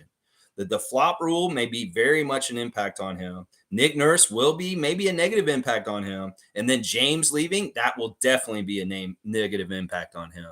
So Cool Cat saying, bummer, I fell behind, had to pause for work stuff. It's all good, Cool Cat. It is all good. You will catch it at some point, I'm sure. Let's see. Troy Henry saying, Nick, don't develop young players, so I don't see growth with the Sixers. Ha ha, setting up for failure. That's what I'm saying. Y'all just don't realize what you got into Philadelphia yesterday. Seriously, this coach is good for veteran teams that are at a high level and they're ready to win right now. Now, you guys could argue that you are that team that I just described, but in some ways, y'all were kind of a house of cards, and it kind of got blew over in the playoffs when you had some resistance from a team that actually put you out. So in some ways, I'm going to predict that the Sixers kind of rose up this year like they did in 2019 against us. They say that was the best chance to win a championship with them when they had Jimmy Butler and JJ Redick, and we beat them in the Eastern Conference semifinals. That may have been one of their best teams to win a championship. And I'll say last year may have been one of their best teams to win a championship, but they didn't get there this year. And next year, they're going to downgrade. They're not going to be as good as they were this year. Trust me. Sixers are going to have a little bit more trouble this year coming up, for sure. For sure. All right, let's see. And the development of the young guys, yeah, keep telling me jokes. I'll keep laughing. Yeah, you think he's going to develop your guys? No, you don't. You won't see Charlie Brown. Nope, you're going to be like, good grief, Charlie Brown. Why is Charlie Brown not playing? Oh, he's not on our team anymore. Oh, he's not. No, Nick just doesn't play him anymore. You ain't going to see Charlie Brown. You ain't going to see Paul Reed. You ain't going to see Jaden Springer. You ain't going to see any young players getting in the game. Seriously. Let's see. Cowboys saying, can you call Nurse Lex and tell him I said fuck you for me? Let's go. All right, you know what? I will. I'm gonna call him on my super big phone because my little phone's over there. Beep boop bop boop beep beep beep beep. It's ringing. I'm surprised he still hasn't blocked my phone number yet.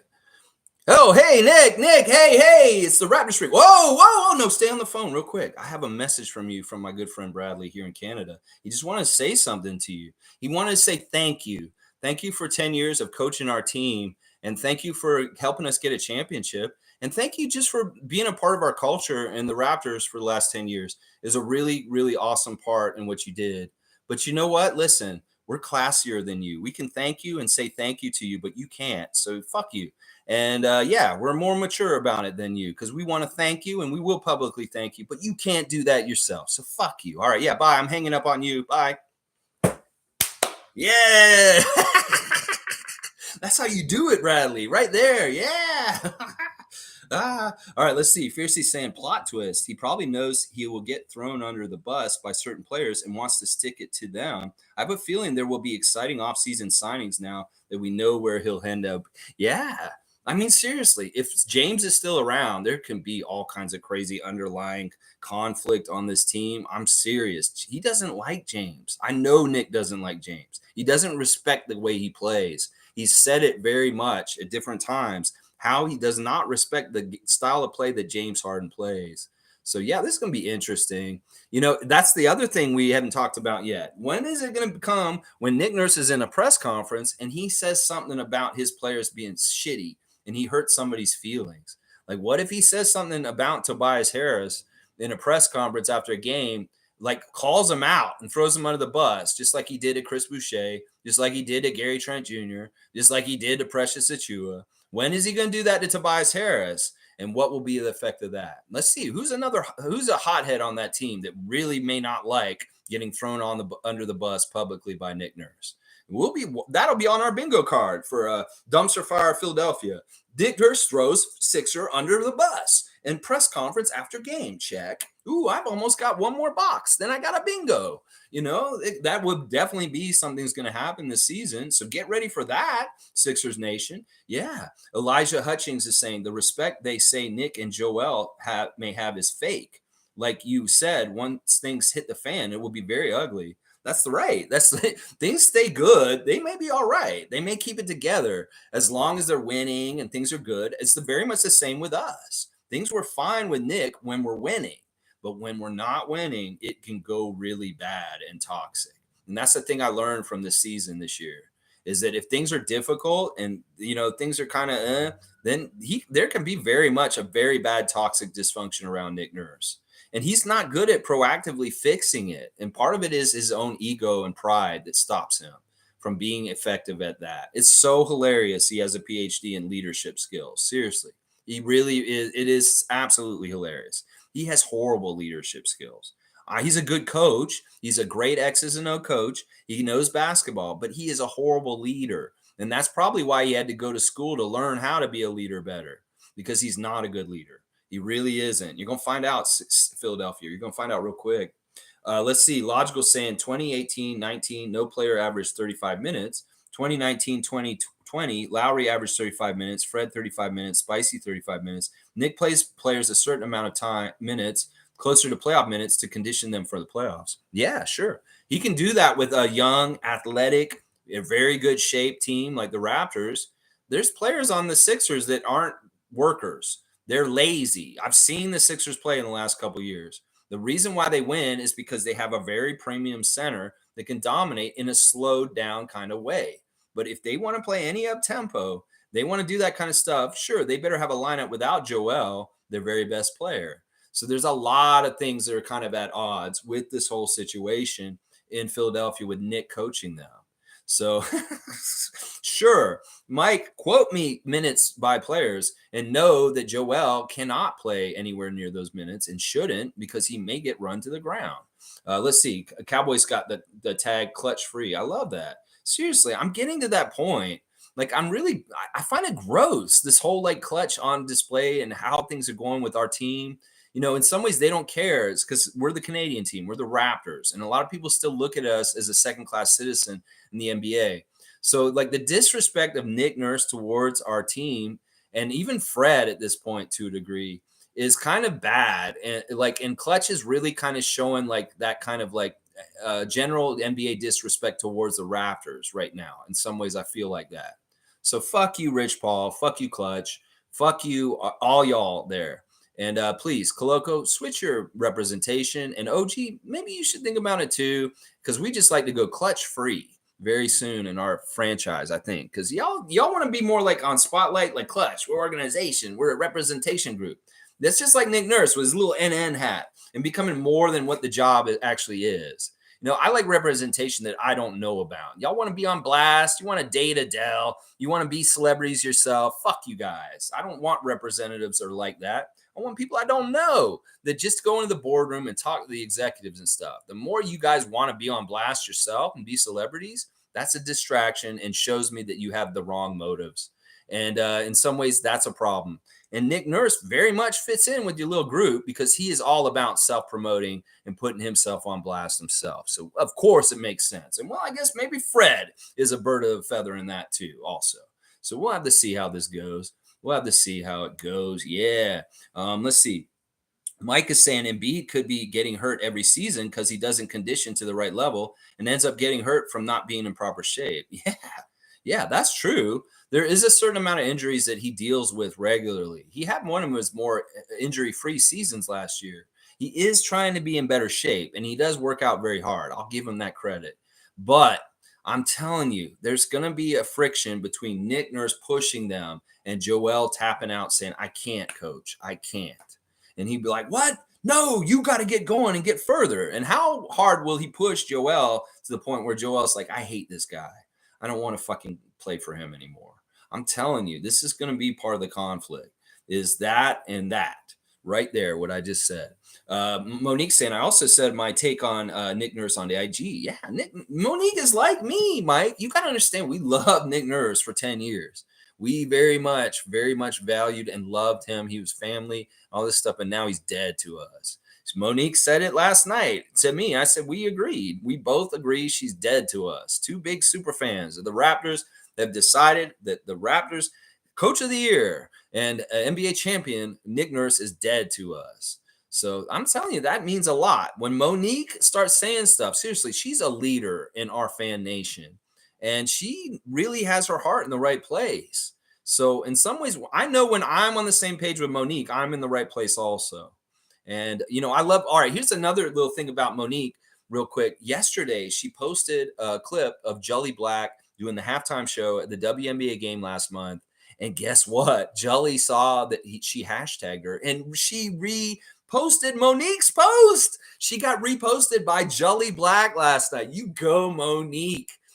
Hobnobbing with Jelly Black, getting you retweeted on there. That's so cool that Jelly retweeted Monique's tweet. I reposted her Instagram story. Sorry, wrong platform. But yeah, that was so cool to see. In fact, let's talk about Instagram real quick. Let me do my check for today. Let's see what the Raptors are doing on Instagram. Chris Boucher with his stuff at the Montreal Alliance game. He's working out. He's got a really big weight. I love seeing Chris working hard in the gym, doing what he does. You go, Chris Boucher, get that strength and that muscles up. You've done so good every year in that. He's in the OVO Center, so we know he's here in Toronto. He's working with Ibrahim there. And then in his last frame, he says, don't let anyone forget that messing with you is a privilege, 100%.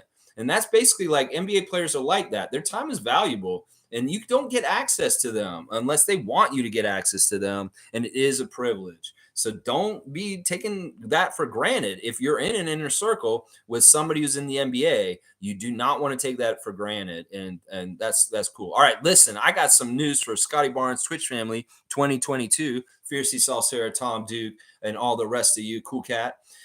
Lloyd has posted on his Instagram that he was in the Dominican Republic, which whoever guessed the Dominican Republic was where Scotty and his friends were. You were right. That is where he was. And Lloyd was in that group there. And the fantastic thing is that Lloyd is in a picture with Scotty on Lloyd's Instagram. And this is the thing. I talked to Lloyd a lot last summer, independent of Scotty. And Lloyd told me that he has never actually met Scotty in real life. Well, that has changed. Scotty flew Lloyd to Dominican Republic, or maybe Lloyd went on his own money. I don't know. And he was part of that friend group that was hanging out with Scotty in Dominican over the weekend and just recently. But they're back. I seen one of the guys that is down there with Scotty posted that he was at the CN Tower, near the CN Tower, coming in Toronto last night. So I'm going to guess that young Scott Wayne Barnes is back in Toronto after having a great, fantastic vacation in the Dominican with his best pals. And I'm so happy to see that Lloyd, why not Lloyd, was at the Dominican with him in person with Scotty, finally meeting him in real life. If you don't know why Lloyd is friends with Scotty, it's because when they were in the pandemic, they started playing 2K video games together. And Lloyd literally met him through the video game and was playing on his teams all the time. And then finally, now it's come to fruition that Lloyd and Scotty have met each other in real life. So you go, Lloyd. Why not Lloyd? Is what I'm saying. Thaddeus still putting on blast his companies and his sons playing basketball. Yeah, I love seeing Monique, like I said, getting reposted by Jelly Black. That is so cool. So cool. And Fred is working out in a purple hoodie and he has Raptors gear on. And some people are saying this is a sign that he ain't going nowhere, y'all, that he's got a purple hoodie on and he's got the Raptors pants on. So who knows? I don't know what to think with Fred right now. In some ways, he's handling it right, but also I'm really disappointed in him with the clutch stuff, as I said earlier. I don't know, Freddie. When we get more answers on what your status is going to be, what's going to happen with you, I'll feel better. I just wish you're a Raptor still next year, but if you're not, well, we'll see what it is. Gary Trent Jr. putting on blast some event that's got Pac-Man Jones speaking at East High School, and it's all about real men, real talk. It's a national discussion. It's okay to talk. It's an awareness, wellness program for talking about depression and talking about things that men deal with. And I love to see Gary Trent Jr. and Pac-Man Jones of the NFL putting on blast depression issues like DeMar DeRozan and saying it's okay to have depression and want to talk about it and get help. Don't let that stigma stop you from helping yourself. You can get help and it's not a big deal. Nobody will judge you and think that you're weak. You need to just do it because we want everybody to be happier in their own lives. So, yeah, there's your Instagram check with our Raptors real quick. Love seeing the Scotty stuff in Dominican with Lloyd. And then Chris working out real hard here in Toronto. And I love seeing that too. All right, let's keep going with the comments. Fiercey is saying, aside from Fred, has any other Raptors celebrated Nick Nurse going to Philly via social media? Not that I saw. Every single buddy else was quiet on all fronts as far as Nick Nurse taking the Philly job yesterday. Fred did celebrate it, yeah. And that was really disappointing. But I guess, they're Clutch family, and they're family from Raptors times too. So in some ways, whatever. Mike's saying a Luca Basra move where he says he hates the the Coleone family and then try to go join the rival family. That's wild. Who knows, Mike? In this way, this would be redemptive for you and your stance with Nick Nurse. And I would love this to be true. Like, listen, if Nick can be a double agent and completely destroy the Sixers from within, hey, I'm all about that. If that's how it all turns out, I'll be like, yeah, I am a Nick Nurse fan. I might become a Nick Nurse fan while he's the head coach of the Sixers just because of his effect on their franchise. So, yeah, we'll have to see if there's any truth to this kind of thing where Nick is a double agent, he's infiltrating, and he may destroy it from the inside. We know he's good at destroying things. That's for sure. We learned that this year. Monique's saying Nick Nurse will even have to up his coaching so much more now. In some ways, I believe this in some ways, because in some ways, he's got to deal with characters that are different than the characters on the Raptors. We draft for character. And, PJ Tucker in the middle of the season this year said he should be paid more for babysitting the youngsters on this team and what he has to deal with as a mentor and a vet on this team. Now, does that sound like the environment that Nick Nurse is going to thrive in? No, it's not. He loves having Marc Gasol, Serge Ibaka, Kyle Lowry, Kawhi Leonard, Danny Green. He likes having guys that are pros that have been around a while and know what they're doing. Now, when he has youngsters that don't really know what they're doing, maybe they're not fundamentally good, he has no patience. And this is the thing that Sixers Nation is going to find out. PJ Tucker wants to get paid more because he's a vet and he has to mentor all these kids because they're knuckleheads. Well, Nick Nurse is going to find that out too. And he ain't going to be happy about it. Trust me. Oh my gosh. Cool Cat saying, I'm so glad that David Thorpe spoke out in defense of Pascal about Nick Nurse. And I was worried about Scotty's health and development under Nick Nurse. I'm not mad at Nick Nurse taking the Sixers job. See? Cool Cat in some ways is seeing this the way I'm seeing it is like, I'm not mad about it either. In fact, I'm laughing about it. Seriously. In some ways, I'm laughing about it. I'm mad at him because he's such a turncoat. But the idea of him being the coach of the Sixers is hilarious to me. So it's like the anger I have towards him is just him being a turncoat and just like how things went down like this and just how petty he is. But him taking the job in some ways doesn't totally scare me. It's kind of really funny, actually. Cowboys saying, what's up, Supermo? I still got to see your Bilal video. Dude, I posted it in the comments yesterday. So go check out the stream yesterday, and you'll see the link in the comments from yesterday. I can go find it again, maybe give it to you, Bradley. It's 2.5 hours. Okay, you better get some time like a movie to be able to watch it. Fiercely saying at least wait a few years, explore other divisions. But no, he had to do it right away. Not even 2 months. No acknowledgement of your old organization and fans. Screw him. I know he's not doing things in the right order in any kind of way. And if Clutch is telling them how to do things like this, well, you know what? You're Clutch. You're not doing justice to your person, your client, because you're kind of destroying his legacy as he leaves. In some ways, you're burning bridges for him that he didn't necessarily have to burn. And now, like, there's probably more animosity towards him. Like, seriously, in some ways, what he's doing right now is very much like a Vince Carter exit. And they don't realize how this goes with certain Raptor fans like me. I haven't forgiven Vince Carter to a degree for everything that happened. And it may take me a long time to forgive Nick for all this. And that's the thing that they don't realize. You go ahead and listen to Rich Paul's advice and Clutch and what they're telling you, Nick, and you go ahead and destroy the legacy you've already built with people that loved you and cared about you. You go ahead. That's real smart. Mike saying, I'm saying what I believe always, less tact, but I'm trying to be logically about the Nick to Philly signing. I get it. And I get it. One of your things is to take emotion out of it and just think facts, logical, and think that way. And I love that about you, Mike. In some ways, I'm not good at that. I will get passionate. And that's just part of my passion in as being a fan of the Raptors. So we can respect both. Listen, I'm thanking you for being a counterbalance of me being anti-Nick and you still kind of standing up for him. There's nothing wrong with that. And we do need that voice still here on this channel. It well rounds things better to get a better picture of things. And that's good. It's Cowboy saying true, fiercely facts. I know, like he could have gone to Phoenix, he could have gone to Milwaukee, he could have taken a year off, he could have done a lot of different things. No, the shots fired. I'm going to Philadelphia, the arch rival, the division rival, the team that just put us out of the playoffs last year. You were coaching the team, Nick. Yeah, the team that you put out of the playoffs in an epic game 7 with Kawhi Leonard. Yeah, there's a lot of history between Philadelphia and Toronto, and you're in the middle of it, and now you're on the other side. Very, very, very crazy. Very crazy. Mike's saying people wanted Nick gone. He's gone. Why mad still? We're moving on with things as they should be. Mike, are you not a sports fan? Do you not understand sports rivalries? Do you not understand, like, it's Philadelphia versus Toronto, that this very much is a rivalry that we've had for a long, long time? We can be nice and be like, oh, he's just a guy. No, this is a serious thing. This is a team we're going to have to face a lot next year, and they're going to matter. The games will very much matter. And I get it. He's gone, but he's not really gone because he didn't say goodbye correctly. That's what I'm saying. If he did things in the right order, instead of giving up before the season's ended, give up at the end of the season.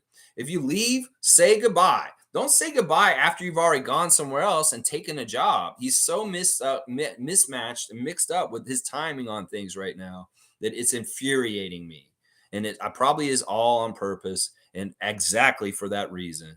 So yeah, fuck him. Fuck him. Mike's saying there's something deeper to this that needs to unfold. Was Morey the guy starting the Rocket story to get this all rolling? And was Clutch been talking to Morey before the season? I have questions. That's what I'm saying. There's obviously collusion of some sort. The fact that he did this in Philadelphia, the press conference where he fucked up, is very telling. The fact that Keith Pompey, the Philadelphia reporter, is continuously bringing all this Nick Nurse news up, like he's the person that Nick's talking to and telling him, like they set that whole thing up in that press conference. First of all, I have a question about this. Sometimes on those feeds on NBA TV with the league pass, they don't always show those interviews before the game. Sometimes they just show shoot around and just the players on the court. And they don't go to the back and show those press conferences. In some ways, I think the NBA was in cahoots on this because they put that interview on blast to make it happen, to start this whole thing unraveling. That everybody needed to see that interview for all of the dominoes to go down in the way that they have since. That if they had just done the interview and nobody really caught it, and it just kind of happened and like, oh, nobody really heard that because nobody ever watches the pregame interviews or they don't get seen often. They put that on purpose on NBA League Pass because I saw it when it happened live. And I was like, oh, this is weird. They're showing the pregame interview with Nick. And then I heard it and I was like, what the fuck are you doing? What are you saying this? I saw it when it happened, Mike. And I saw the way that they presented it on League Pass. And the NBA putting it on there, it really kind of speaks to me that they are trying to actively be destructive towards the Raptors. Because normally they don't put those interviews on like that. And if the tree falls in the forest and nobody hears it, well, does the tree fall? So he could have had that interview and nobody would have paid any attention to it because it just went by. That's what fishy to me also. That in particular interview was presented to us publicly on League Pass before that Philadelphia game. And in the past, those kind of interviews wouldn't have been there. So there's a whole kind of conspiracy theories I could have with like, all right, the NBA wanted Nick out of there. Maybe they heard Masai say, "Oh, you dream of Messi, you dream of Kobe, you dream of getting Nick Nurse." Well, the NBA is like, "Well, we will get Nick Nurse out of there if you're not willing to go to Washington like we want you to, Masai. Well, then we're going to get you to lose your coach by using his agency to infiltrate and turn him against y'all and leave by the end of the season." And that we'll play our part by putting that interview on blast before the Philadelphia game. I'm telling you, a lot of it's calculated. He didn't make mistakes. And the fact that he said he didn't regret that interview and sabotaging the end of our season told me that I fucking hate him. Because that's the first thing the coach has to do is want the team to win. He swore that he wanted to make the Raptors win at the best. No, he didn't. He wanted to fuck things up so they were fucked up enough so that he could leave. And he, in some ways, wanted to get fired so that he could go get bigger money and go and coach another team. And that's all Clutch in his ear telling him to do that. Ah, man, it's such a mess. It's such a mess. So he's dead to me. Fuck him. I hope he fails. And we kick so much ass against the Sixers in the future. That's basically where it's at with me. Yeah. Yeah. Fiercely saying, did some trolling on a 4-pagers fan page on Instagram. Many of them super elated. Little do they know. I know. I love this effect of the Raptors' social media presence, our fan nation, is going and trolling the Sixers fans on their jubilation and celebration. They're kind of Debbie Downers. They're coming in and it's like, yeah, that's great and everything, Philadelphia. But what about when Joel gets hurt? Wah, wah. I love that. In some ways, we know what's going to happen better because we know Nick really well and they have no idea. And yeah, troll away fiercely. That's hilarious. I love that. I love that so much. Cool Cat saying our team knows Nick Nurse plays and the league also knows his plays. Lex, I didn't want to burst your bubble with Fred after he joined Clutch. It's all about the money, which is fine, but the social media tactics. Yeah, listen, you know how I am. Like, seriously, when you're with us, I will protect you. And that's why I would protect Fred and Nick like crazy this whole entire season. I didn't want to believe what was true, even though it was true underlying.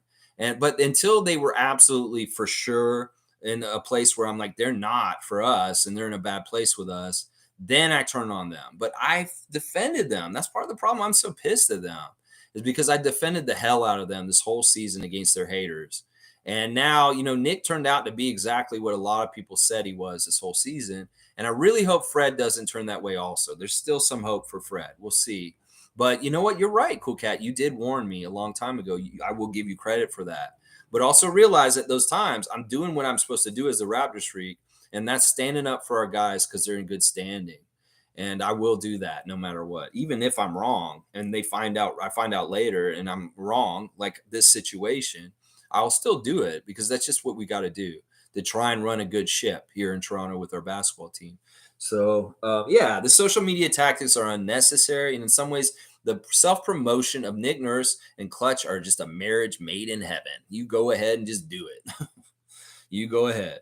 Cowboy saying logical. It's what I didn't do. I didn't say thanks to Toronto fans. He's a punk. It's like opening a door for someone and they don't say thank you. He's a chump. Yeah, he's rude. He's a rude dude. He's an asshole. They said he's not the nicest dude. That's what Drew Holiday said. Well, we find out he's not very nice. Let's see how he snubs us when he comes here. Seriously. Maybe some fans will cheer him when he comes back and they'll give him a little bit of ovation, but some of us may be booing him. And then we'll see at the end of the game. If we beat the Sixers' ass in the first game of the season against them on our home court, let's see how he acts when he leaves the court. Seriously. See if he even comes over and acknowledges any of his former players that are on the Raptors or the coach, the new coach of our team, or anybody. He may just turn and walk right off the court like he did so many times with us, and you will see just exactly the petty character that he is. Seriously, you can turn your back on 10 years of your history like this, Nick, just because you're hurt? Fuck you. You're like a child in some ways. So crazy. Randolph saying, Lex, we would have an advantage over Philly. We know all of Nurse's plays. He would have to invent new schemes. Yeah. Yeah. I think this is right to a degree. So in some ways, I think you're right. But some of it depends on whether Fred's still around, also. That may have a big factor in it all. But, Scotty, Pascal, Gary, Chris, OG, these guys know Nick pretty well. So this will be somewhat of an advantage, but also that he knows them very well. So we'll have to see how it works. We'll have to see how it works. It's going to be kind of interesting to see Nick Nurse do his whole I got to shut the water off of the superstar of the other team, which is Pascal.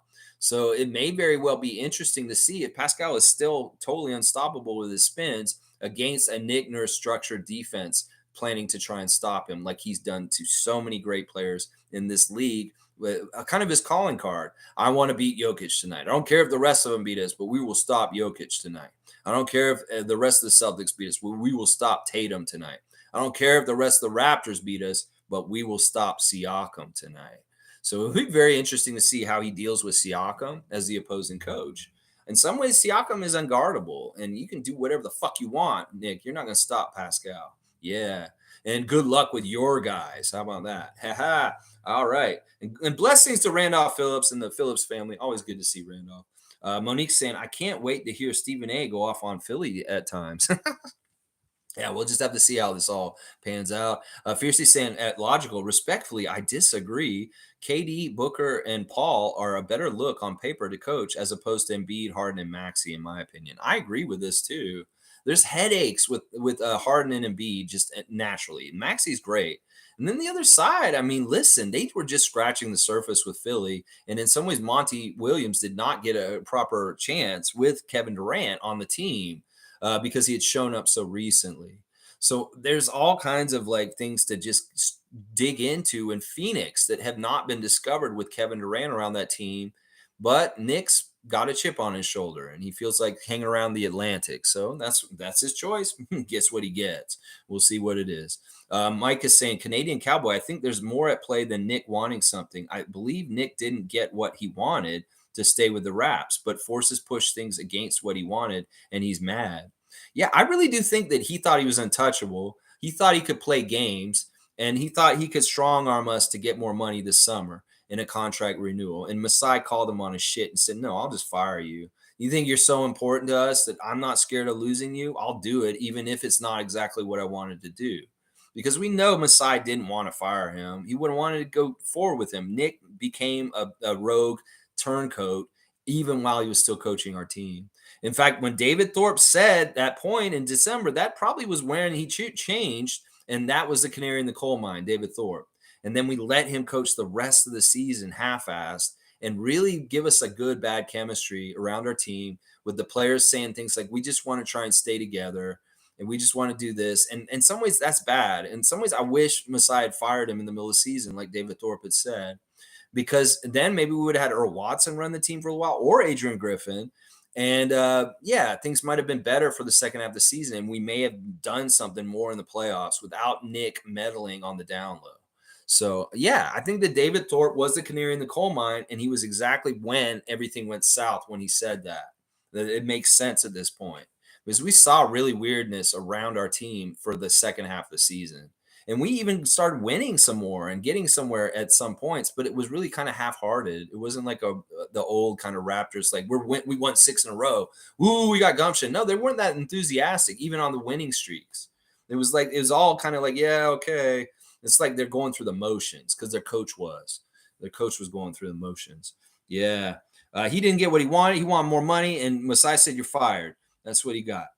Mike saying Clutch could have played a huge 4D chess move with money. Yeah, fuck Clutch. Fuck Clutch. Fuck your bullshit. Your fucking stupid ass company. Fuck you, Clutch. And that pisses you off, Fred. Fuck you too. That's what I'll say. You come and watch me and you hear me cussing Clutch. And you're like, no, he's talking Clutch. It's my family. Well, fuck Clutch's family and their bullshit with LeBron James. Fuck all that shit. Cool Cat saying we thank Nick Nurse for the chip. We have to move on. He was not working for us anymore. We wanted him gone a while now. His defensive schemes were killing our players' bodies so much. different things we were upset with Nick about. What the fuck did you do with Jeb Doughton this year? What the fuck did you do with Christian Coloco this year?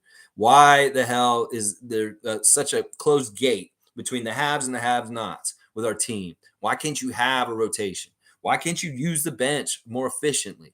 Why can't you make this team not have to play 40 minutes every night? The main guys. So much, yeah. Fiercely saying, I disagree with the point of view of Mike, is what she's saying. I get what, listen, Mike is the one voice standing up for Nick still, and that's fine. Seriously, it's valuable.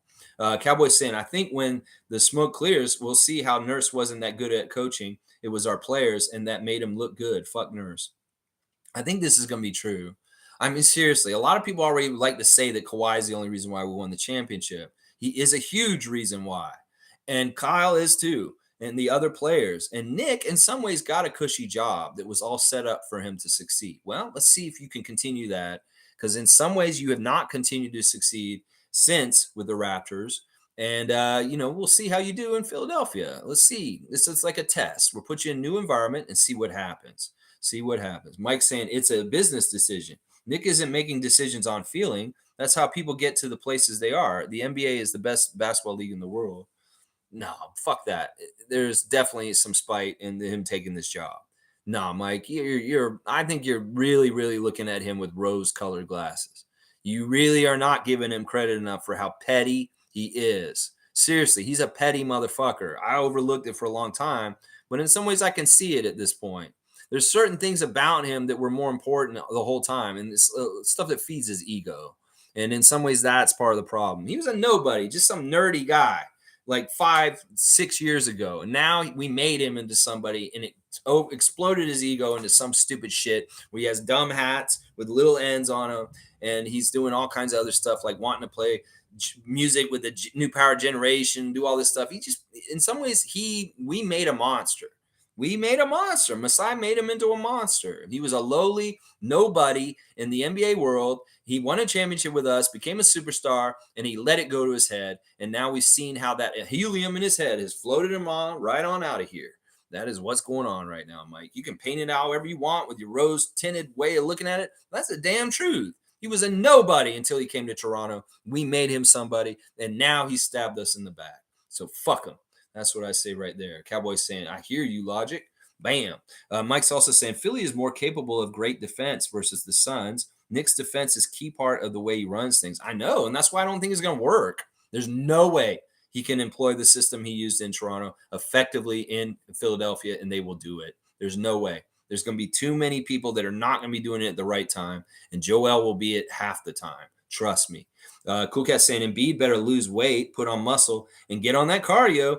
Embiid can't flop anymore, and Nick Nurse will have him playing more physical. I think Nick Nurse is better suited for the Celtics. Yeah, that's a way more better. In some ways, that's part of the reason why we should be joyous that he took the Sixers job.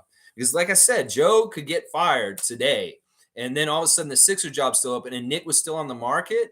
Yeah, if he went there, that would be way more dangerous for us. So thank you, Nick, for going to Philadelphia ahead of the destruction of the Celtics last night and losing Game 7 on their own home court and maybe firing Coach Joe. You can't take that Celtics job unless you back out on Philly. And then, boy, that'll be a whole weird situation if you did that just to take the Celtics job. Yeah, then you'd have two franchises, fan bases after your ass, Philadelphia and Toronto. If you did that to Philly at this point for Boston, oh my gosh. That would be so open up so many inferiority problems that Philadelphia's had with Boston throughout the whole history of the NBA. You go ahead and do that, Nick. In fact, that may be part of the chaos and the fun of the double agency that you're doing is mess up Philly that way by saying, oh, I'm coming. And then like 2 days later say, oh, I'm backing out like Kenny Atkinson did with the Hornets last year. And boom, I'm taking the Celtics job instead. It is a way better job for him. He'd be way more successful in Boston. And thank God he took the Philly job already because we don't need him in Boston. That would be way worse. I would be way more worried about Nick Nurse in Boston than in Philadelphia.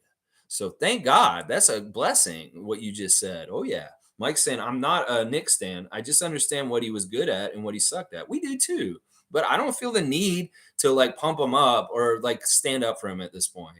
But I do appreciate that you are. We do need that counterpoint, Mike. We really do.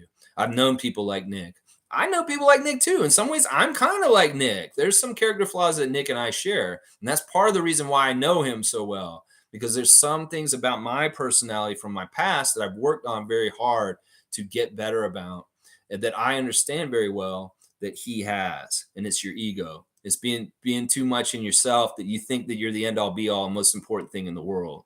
And that is something that I suffered from when I was a very active alcoholic.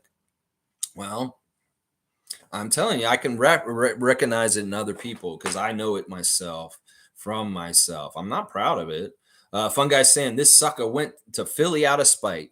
All good. Hope we spank him for years to come. That's right. It's all good. Nick, you want to go there? Fun guy's like 300 pounds of muscle out of Mississauga. He said, you want to go there, Nick? Nurse, you go ahead and go on to Philadelphia. We know where we're at now with you. And it's all clear at this point. You have made it very clear where we are with you at this point. Yeah, there you go. I love it, fun guy. Good to see you. I hope the sunshine is just as bright over on the west side of Toronto as it is here on the east side. Yeah. Race Mode saying Sergio is the front runner for the Raptors. Nice. Yeah, we got a couple of front runners right now. Sergio Scarioli, and then boom, Jordy Fernandez. The hot names right now going around in the circles for the Raptors job. Van Hoot's here. Good to see Van Hoot. Always good to see you, man. I've been checking out your stuff still. I'm following and watching your stuff regularly on Tuesdays with Mike's stuff. So I always enjoy what you guys are doing with your draft prospect reports. Keep going, Van Hoot. Basketball Rewind in the house. Check out Basketball Rewind on YouTube. Great Raptors and basketball content on his channel. I appreciate you, Van Hoot. He said, I hope you saw I addressed the assist rate thing. Okay, cool. The thing that I was talking about from before. Yeah, I haven't watched your most latest clip, but I will on Tuesday. That's today, so I'll watch it later today. The clip that you and Mike put out this weekend. Yeah, I'll definitely watch it. Let's see. Van Hoot saying, I want Jordy without question. I read his PhD dissertation on the value of offensive possession. I love this.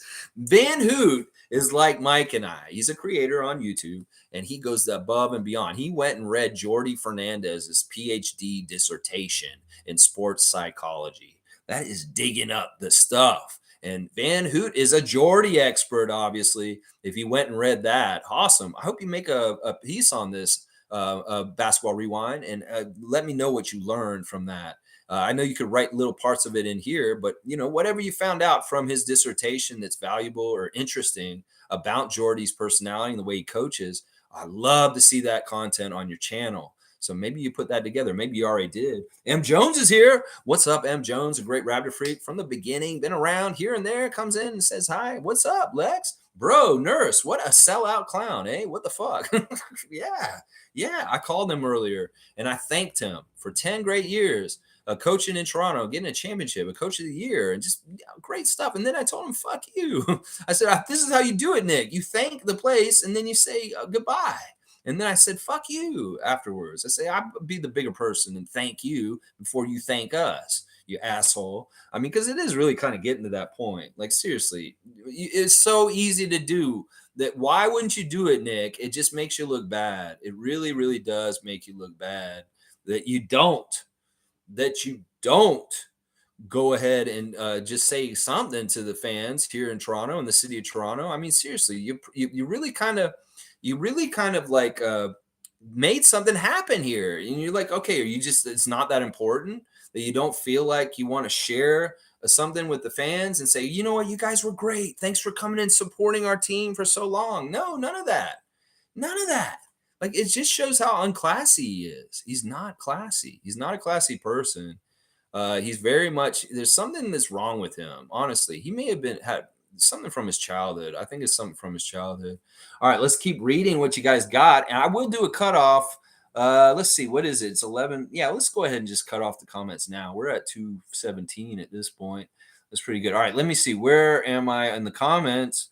All right, I jumped ahead and definitely going to have to stop the comments now, guys, because I got too far. Somebody calling me? Who's calling me on the phone? All right, here we go. Cool cat. I want Sergio as head coach. Jordy, my second head coach option, should be our head associate coach, if anything, for mentorship. Love Jordy's PhD on sports psychology in that interview. Okay, so Cool Cat's seen it too. You know what? I think Jordy's ready. Listen, he's been kind of at this level where he could almost be a NBA head coach for a couple of years now. I think he's ready. He doesn't need an associate head coach job underneath someone. I mean, it might be pretty and fun to have Sergio and Jordy this year. I get kind of where you're going at with that. In some ways, it kind of like replaces Nick and Adrian as being the top two guys. But in some ways, I kind of want Jordy to just build his new coaching staff the way he wants to, or Sergio, whoever gets the job. So we'll have to see. The fact that they've worked together actually makes it seem like this could happen because they both have worked on the Spanish national team. So there is a working relationship between Sergio and Jordi. So it could very well be what you're saying could happen, Cool Cat. As far as like one of them being the head coach and then the other one is the advisor and sitting next to them and doing the stuff. I think it'll be Jordi as the head coach and Sergio would just come back and be like his number one assistant. That would be maybe more likely, although it could be the other way. Who knows? It may be that Jordy may not want to jump from Sacramento as the number one assistant to Toronto, and he wants that prestige of being the head coach. That may be factoring in it too. But this scenario may be possible because they have worked together. And Sergio being here from here before could actually help Jordy with the lay of the land with Toronto. So I like that. Van Hoot saying at Logic, Nick was good at experimentation and trying things. He was bad at the ego people management. Have you ever seen a coach with more TV appearances than players? Not consistent with punishments either. Boom, boom, boom, and boom. Van Hoot, punch, punch, punch. And all of it is true. All of it is true. Horrible with people management. That's why he had to go to school to learn how to be a leader. And then boom, why is he on TV more than our own players? Murdoch mysteries, all of this other stuff, commercials. He's a horrible actor. He's a horrible actor. Have you seen him in Murdoch Mysteries? He's so stiff and no personality. In fact, if he had just acted like himself, he would have been better. But he's a horrible actor. Honestly, horrible. And I hope the Arkells kicked him out of their band. M. Jones saying, I don't envy Masai with this coach selection. This will set the tone for a few years to come. Shaking my head. Actually, I'm really excited about this because listen, what Masai's going to do, he's not looking for a retread. He's going to find the next Nick Nurse, the next hottest mind on basketball, the next cutting edge person, just like Nick is. All the things that Van Hoot said he's good at with experimentation and trying things. Well, there's young coaches like Jordy coming up that have that kind of thing to them also. And in fact, the fact that Jordy's background is in sports psychology, it actually is the opposite of the ego and people management problem that Nick had. So in some ways, that does make a lot of sense because he can come in with that background and maybe be the right fit of a coach that can deal with each individual player the way that they each individually needs as far as sports psychology, but also he's good at X's and O's and a good motivator also. Maybe he checks off all those boxes and that there's a box that he checks off that Nick didn't. And that is the sports psychology, ego, leadership, people management kind of stuff. So yeah, I like what he's saying, and he's right. He's not consistent with punishments. He had favorites. He treated guys differently on the team. No wonder Fred loves him so much. He's like gave him everything. He was a have in the have and have not world of Nick Nurse on the Raptors. M. Jones is saying, I don't envy Masai. Yeah, I think that they're going to get a good coach, and we're going to be very enthusiastic about it. And it'll be feeling a little bit like when we got Nick Nurse at that time. An unknown person, everybody would be like, who is this guy? But wow, they're having success, and we really like it. It's going to be that similar effect, M. Jones. I'm predicting. Logical saying, Van Hoot, would you're close, but his music side is how that he thinks basketball experimenting. He's an arts thinking guy. He hates TV shows and talking little stuff, family things. Nick is an artist. Mike, you still talk like you're like kissing his ass. Seriously, you go ahead and kiss his ass some more. Whatever. Yeah, whatever. You can buy into that part of the legend of him. He's into the music and he sees the game as jazz. Well, fuck that shit. I want somebody to see the game as the game and just fucking let's get some good X's and O's and plays drawn up instead of half-ass shit. Mike's saying free thinking style. So yeah, people conflict and punishments were at him. He just tunes certain people out. See, you're making excuses for his poor things that he did. You should just stop doing that. Van Hoot is exactly right. He was unfair with his punishments. You can act like he wasn't, but he was. He definitely was. Fiercely saying, I wonder who from his old coaching staff he'll bring to Philly. Well, we know that little short ball man will be there with him on his right side, and we'll see how quick it takes him to piss somebody off there. You get a package deal, Philadelphia. You get Nate and Nick. And Nate, well, we know what happens with him with the Pacers. and you will see from the inside on y'all's. He's not like Sam Cassell, trust me. Some of the Sixers fans are saying, now if we can keep Sam too on his staff, I don't think that'll happen. Nick wants his own yes man. I think Sam Cassell's out the door. So you're not just losing Doc Rivers. You're going to lose Sam Cassell in this also. You think Sam Cassell's going to hang out and work under Nick Nurse? Maybe, but I don't think so. I don't think that's probably going to happen. In fact, Sam's more likely to follow Doc and go with Doc wherever he goes. I could see if Doc Rivers takes the Phoenix job, Sam Cassell will be sitting on the bench next to him, Philly fans. So your pipe dream of Nick Nurse sitting on the bench with Sam Cassell, it's probably not going to happen. Now we could say, all right, let's see. Trevor Gleason, maybe. He may be there with him. I don't know. Adrian won't be, obviously. Earl Watson, doubt that. Oh my gosh. I very much doubt Earl Watson's going anywhere near Nick Nurse after this year. So it may be very well be that it's like Nate Bjorngren, Nick Nurse, John Goodwillie, John Carbascio. I don't know. All those guys. But the rest of them, no. He won't have too many of them. And maybe he will keep some of the existing staff. I'll be surprised if Sam doesn't go with Doc. Let's just put it that way. Because they've worked together in other places and kind of stayed together. And they have a good working relationship. If Sam Cassell's not going to get a job himself, well, he'll follow Doc Rivers as his number one assistant. So, yeah.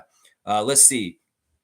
Fun guy saying Nick is a weirdo. He's simply a weirdo, not a result of his intelligence either. The way he get up to cry to ref when his team does stupid shit, like, dude, get on your players to fix it, not the ref's cry face. Well, I like him doing that when he was on our team, but now we're going to see it on the other side, and we will definitely say what you're saying, fun guy. Why are you crying, Nick? Why are you crying? Joel is an idiot. Why are you crying? There'll be a lot of that this season. Before I stood up for him and saying, I'm glad he's in there fighting the refs on the favor of our team. And I was all about that. But at this point, I can paint it the way you're painting it. Yeah, it's stupid shit. And he looks so stupid crying with his butthole face. Yeah. Cowboys saying Lex and Raptor Freaks. Bam, bam, bam. Have a great day. Got to go. Nurse can't wait to tell you to come back to T-Dot. Laugh out loud. You dead to us. You have a great time with your Philly children. You fucked up, Nurse. Can't wait. Bradley, you're a badass. You are a badass. I love you, Bradley. I hope you have a good, safe day out there working today. Let's go, Raptors. And bless to the Cowboy from M. Jones. Yes, I love it. Let's see. Van Hoot saying at Mike, I'm talking about him in CBC specials, not just music. Do that on the side. You don't have to be CBC TV actor. And Nurse reportedly bench players and didn't say why. Not good. Yeah. Yeah, everything Van Hoot's saying there is stuff that I saw also. This stuff on TV is fine, but in some ways it's a distraction. And in some ways it portends that his ego is kind of a thing where he has to do this. Coach Bud doesn't need to be on TV. That's not what he's all about. He's no nonsense. In some ways that shows that he's a self-promoter. In some ways coaches, it's just such a weird situation. Let's see. Cowboys saying everybody hit that like button and bam to M. Jones. I like that. Let's keep going. And Monique saying fiercely, probably Nate Bjorngren. Yeah, Nate Bjorngren will definitely be in Philadelphia with him. And that may be part of the downfall. Nate can be a really toxic person. We know this. He could cuss somebody out on the staff in Philadelphia. And then all of a sudden he's got enemies. And then there's conflict. In fact, we think the epicenter of some of the conflict this season was from Nate Bjorngren. So Philadelphia fans, if you see that little short guy on the right hand of Nick Nurse in your town, know that he's toxic and he may be part of the problem for what's going to happen with y'all this year. Julian saying, who? Nick Nurse? Who? Good to see you, Julian. All the best. Mike saying, Van Hoot, acting is part of the art stuff he likes. People like that see performance things differently. The way he talks and how things ran are my base for my opinion. 10 years worth. Okay, that's great. I mean, fine. I mean, whatever. He's artsy. Okay, he's an artsy fartsy guy, whatever. All right, Mike, that's fine.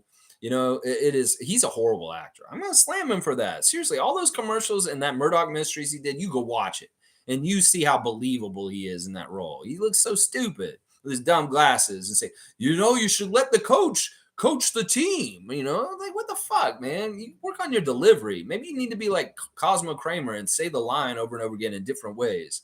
The popcorn is too, or the water is too hot. What was he saying? My tea is too hot. What was Cosmo saying over and over again? I forget.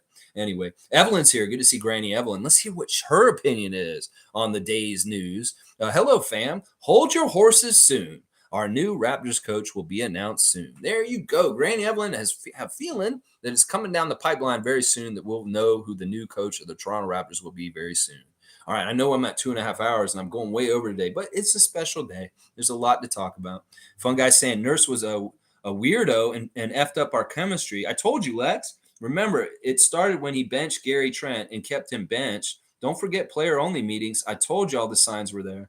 Listen, I won't disregard that you and Cool Cat have warned me at different times during the season. I don't remember exactly the specific day or the specific occurrence, and I did stand up for them, but you guys know exactly why. It's because this is what I do on this channel. But at this point, yeah, we see where we're at.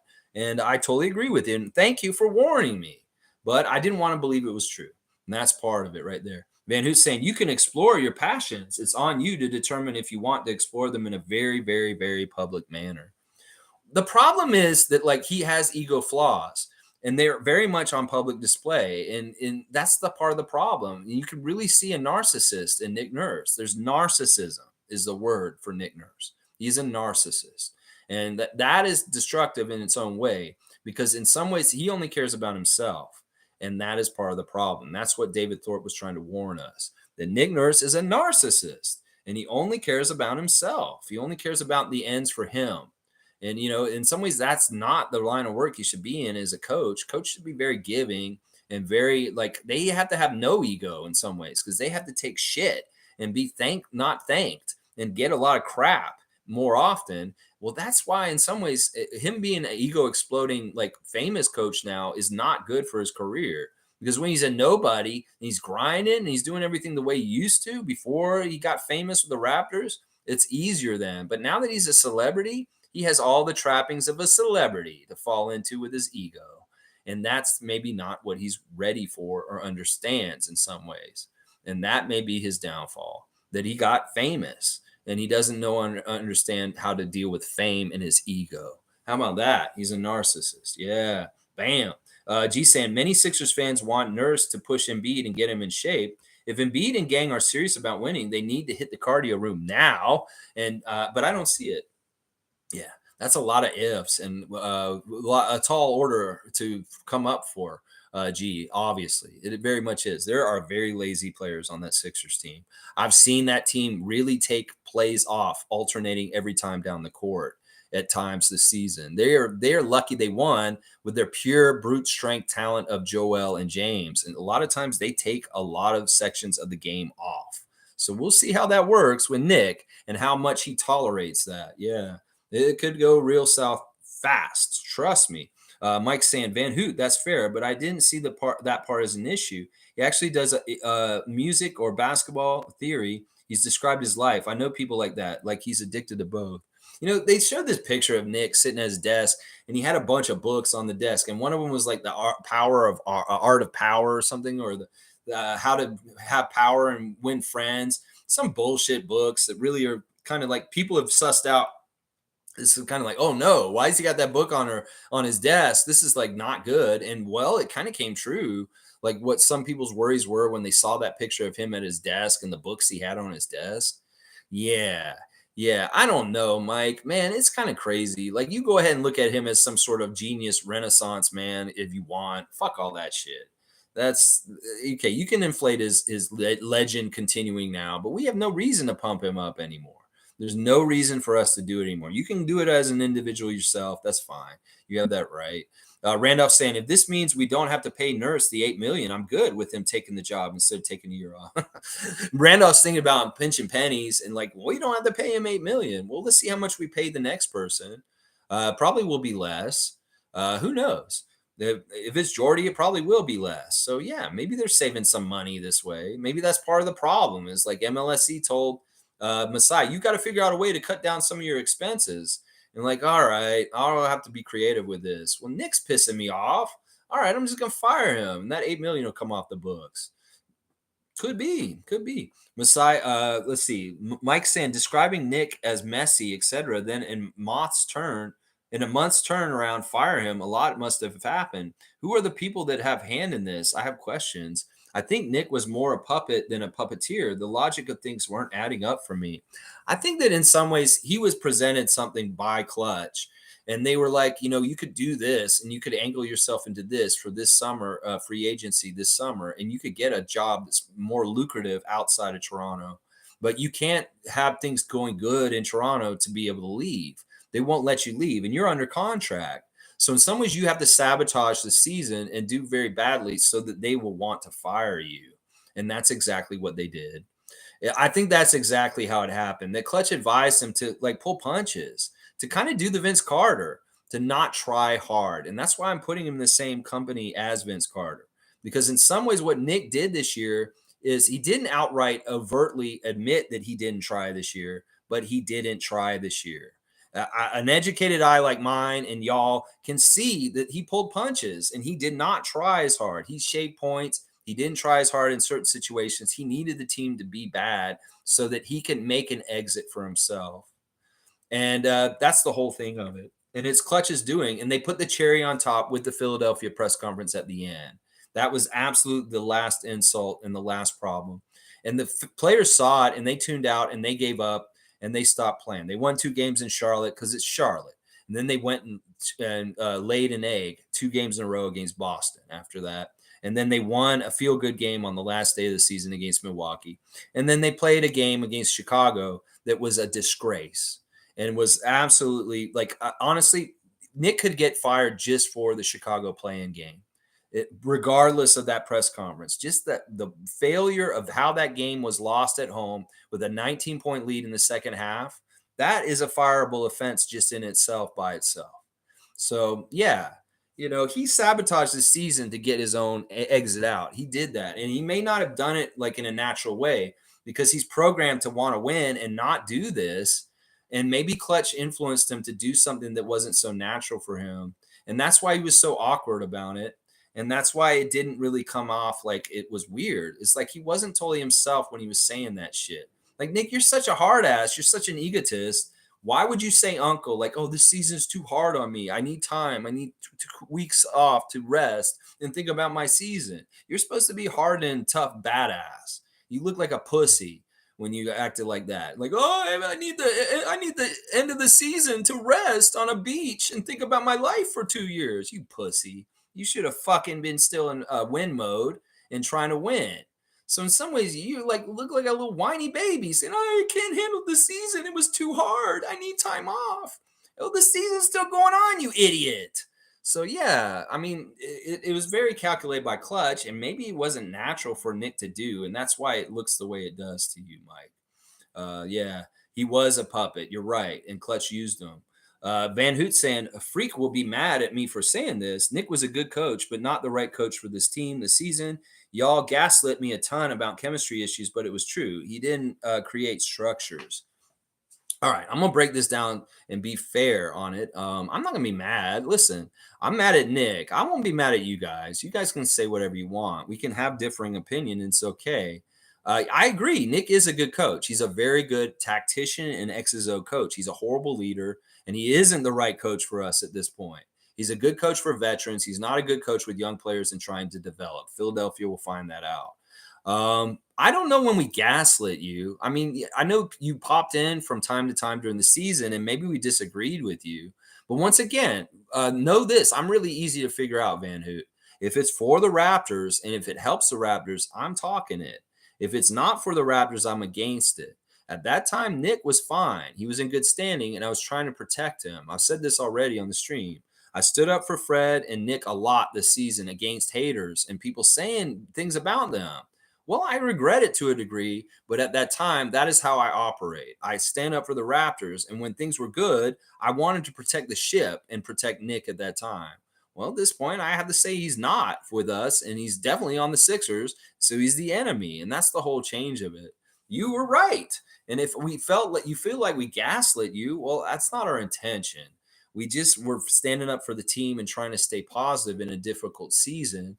And in some ways, I would like to plug holes instead of pulling the water out and letting them shoot into the boat more and more water. In some ways, when you talk about Nick in the season, when we're in the middle of it, and I still want us to move towards positive things, I will protect him at that time. So does that make sense, Van Hoot, as far as why I'm changing my tune now and why was that like that then? Is very much I'm a company man. And whatever's good for the Raptors, I stand beside, and whatever isn't, I stand against. So it really is that he didn't create structures. I agree with that also. And yeah, you were right. And I apologize if you felt gaslit. We were just trying to stand up for the good honor of the team at the time. That's all. Van Hoot's also saying Nick played a game of chess with the players, with management. He didn't play the bench because he didn't think they were good. He should have played them to prove he was right, but that was also bad. Yeah, he didn't listen to Masai. Masai gave him a direct order to develop the players, and he failed at that. That's another reason why he could have got fired. There's like 5 different reasons why Nick Nurse got fired. There's like 5 really good reasons. He disregarded what Masai instructed him to do for the season, and that is to develop the young players like Koloko, Delano, Jeff Doughton Jr., Precious. These guys should have been getting more play. Fun guy saying, Van Hoot, you ain't alone. In fact, I've been saying all this shit for months and nobody wanted to hear it. As soon as I started hating Nick, I knew our front office would too. I connect as observant Raps fan. Listen, guys, kudos to you guys. And I apologize for not listening to you sooner, but I just explained why. And you guys can understand that. And listen, I love you guys. You guys are respected, upstanding Raptor freaks on this channel. And I appreciate your presence here. We disagree at different times. Know that a lot of times when I'm a certain way and things change, I will change my attitude and say you were right. I'm not like Nick, that I'm so stubborn that I won't give kudos to people that were right when I was wrong. And you guys were right. And I will give you that credit. How about that? Seriously, I don't have a horse in this race other than I want the Raptors to win Larry O'Brien's. That's all I care about. That's the only thing I care about. I don't care about my own ego like Nick does. If I'm wrong, prove me wrong. I'll admit it, and I will thank you for changing my opinion and teaching me to the truth. How about that? Danelle saying, if management says play the bench at Van Hoot, then you play them. You don't defy them to prove your point. My boss wants me to do something. I refuse. Right or wrong, I may be jobless. Exactly. Exactly. And he could have done just a little bit better. He might have been all right. We could have had less wins this year, and he saw better like things with the gains and the development, and Masai wouldn't have fired him. Seriously, it's kind of like that. Van Hoot saying also, to be fair, it was time for Nick to go. I have no ill will against him, but it's time for him to go. I'm not into telling him I hope he fails or anything like that. I just don't care. Well, it's good. We all have our different ways of dealing with this. It seems like you're just emotionless about it. It's like whatever. Well, I'm a passionate Raptors fan, and I am very much drawing lines with other franchises like the Celtics and the Sixers because I hate them. They're our Atlantic Division rival. It's just like a Blue Jays fan hates the Yankees. A Blue Jays fan hates the Red Sox. It's the same damn shit. And, we're all different kinds of sports fans. Some of us are very nice, benevolent, kind Canadian sports fans. And some of us are hybrids that grew up in America that are Canadian also, but they are very American like me. And that's part of the difference with me is I have a little bit of like that competitiveness from college football, cheering Florida State Seminoles in the ACC with Bobby Bowden in the 90s and the 80s. That's where I get my sports fandom from, is from the Seminoles of Florida State and their college football program that I went to that school. And we have a whole different way we look at sports. And, we're very cutthroat and very tribal in those kind of ways. And I am that way with the Raptors to a degree. I'm kind of meshing college football, American college football fanaticism for their teams with the Toronto Raptors and Canadian sensibilities. And I know that we won't always line up on how we look at things. I don't mind looking like an asshole. I don't mind cussing people out. I don't mind expressing negative things. But some of y'all want to be polite because that's your personality and your background. So be it. That's fine. Part of that's why people enjoy my channel is because I'm on the sliding scale with Chev. Chev is very much on the deep end of like going off and saying things. And I'm somewhere in that sliding scale with him. Towards him, and some of the other content creators for the Raptors may be more nice and Canadian in expressing things like Van Hoot is. It's like he doesn't have any animosity or anything, so be it. He's gone. It's good because his time was up. We didn't need him here anymore. And he's just looking at it very clinically and kind of like with no emotion. Well, I'm pissed because fuck Nick Nurse for being an asshole like he's fucking doing right now. And I don't want him to do well because I'm a hater. I'm for sure a hater, and I'm proud to be a hater. I'm a hater of LeBron. I'm a hater of the Celtics, and now I'm a hater of Nick Nurse.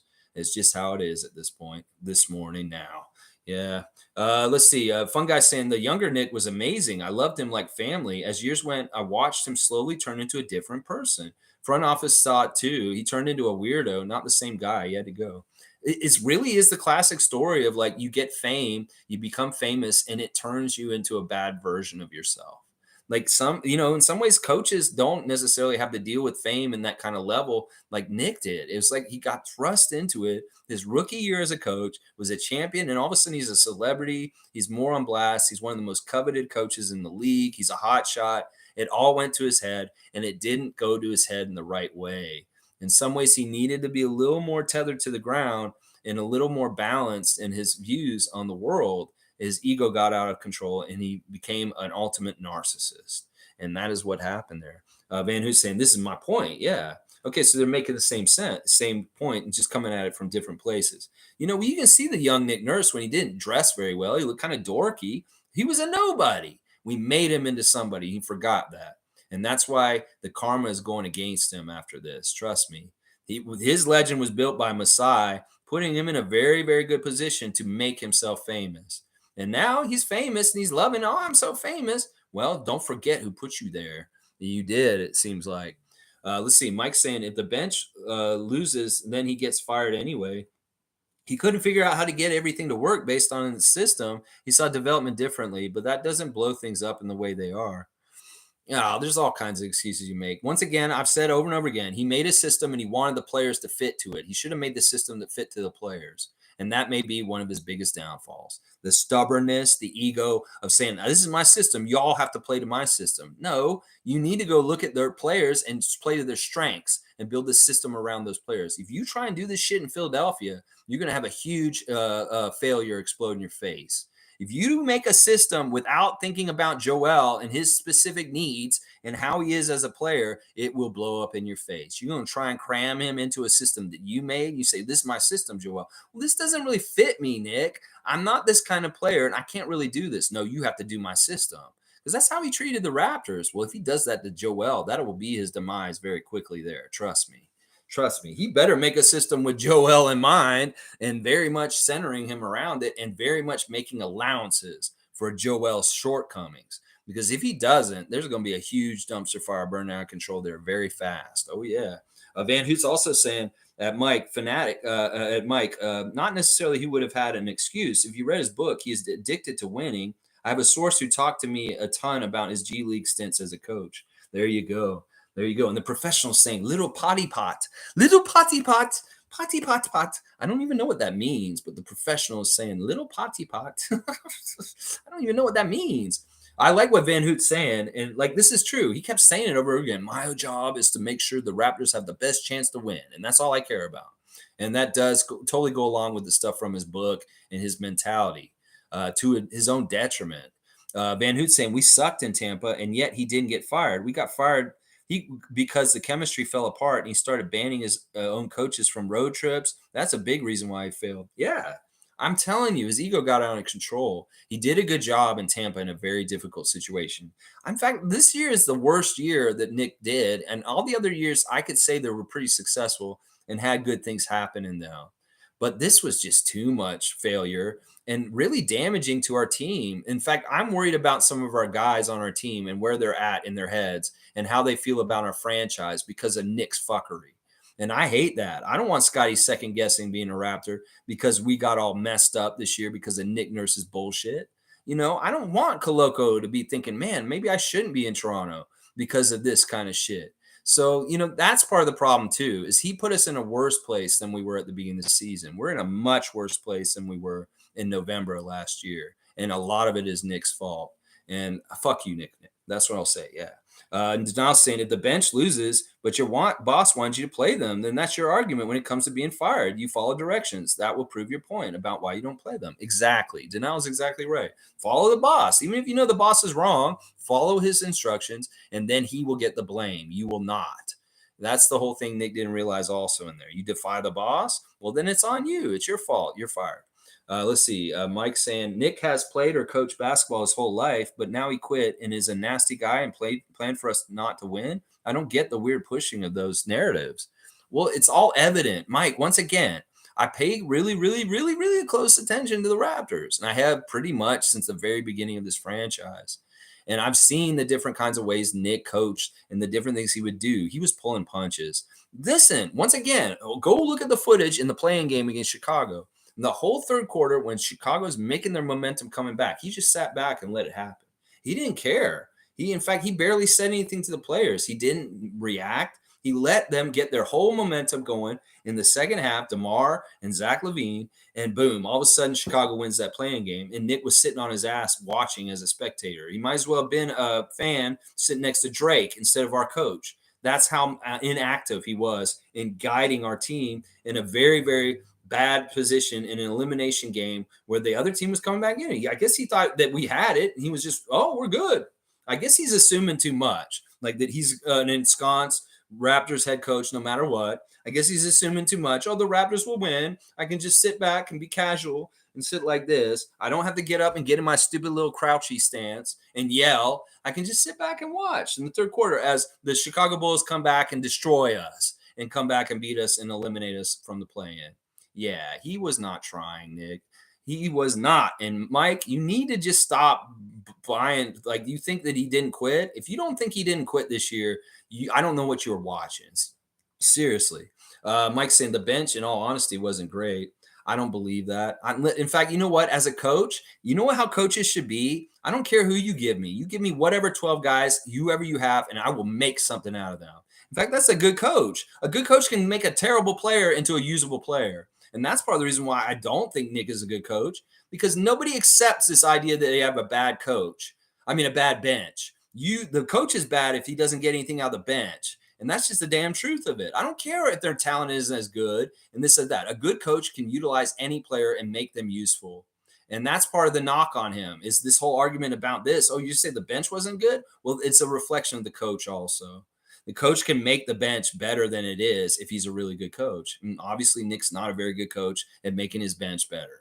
And that's what I'm saying. As a coach, when I coached, I didn't care who was on my team. They could be some of the worst players in the world, and I would get something out of them because I felt like everybody needed a chance, and I give them chances. And whether they failed or not, I give them more time or whatever. But at least everybody had a chance. And quite often, I would find usable things about players that everybody had just decided, oh, they're useless. So that's what I'm saying. That's a cop out. In fact, that's a lazy coach. That's a coach that doesn't work with what they've got and gets the best out of it. So, yeah. You guys, I know you guys don't think the vitriol is necessary, but that's very Canadian of you. And I appreciate y'all being so kind and nice as, Canadian people should be. But I'm a hybrid. I'm American Canadian. I'm born Canadian, but raised in the United States. So I do have this edge to me where I will fucking cuss people out. And I don't care about being polite. And yeah, I will be rude. So yeah, the vitriol is necessary from me, but you can make your own personal decisions on how you want to deal with this. And it is part of the entertainment of this channel that people like seeing me get upset. People like seeing me cuss people out. It's the same thing with Chev. There's a little bit of that with me also. So yeah, I won't tell you how to deal with this. You go ahead and deal with it how you want, but I will have vitriol, and it is necessary as far as I'm concerned. So there you go. Van Hoot saying, Mike, finally people see it. When I pointed that out, people said it wasn't true. You weren't a true fan. Well, I don't like this. Once again, if we're sailing on a voyage, I don't want you pulling holes in our ship while we're in the middle of the voyage, Van Hoot. When we get to port and it's a safe time, like when the season's over, go ahead and point out all the negativity about our team. See, that's the thing. Raptors Nation is too quick to be critical of the team in the middle of it, and it's destructive. This is blindly follow them and think positively about them while they're in the middle of contention and competing. And then in the offseason, when everything's all done, we can get all over them and talk shit about them because it's safer, because they're not in the middle of trying to keep chemistry together and keep going in a winning direction.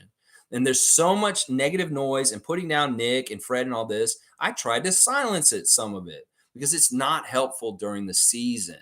Does that make sense to you, Van Hoot? You guys can say, oh, I was right all along this summer. Well, you weren't helpful. You were part of the noise that was a distraction that may have contributed to part of the toxicity. And part of what I was trying to do was stop making holes in the ship while it was still sailing. I was plugging them holes. And that's the difference to what I'm talking about now. It's not appropriate to diss our team during the season when they're in the thick of it. It's appropriate now when they're not competing. And that's the difference right there. That's the difference right there. Van Hoot saying, but Nurse should still have played the bench to prove it to warrant a bench upgrade. Yes. Yes, we agree on that. That if you played the bench and they weren't that good, well, then you can say it's the bench, Messiah and Bobby. Y'all need to give me better players.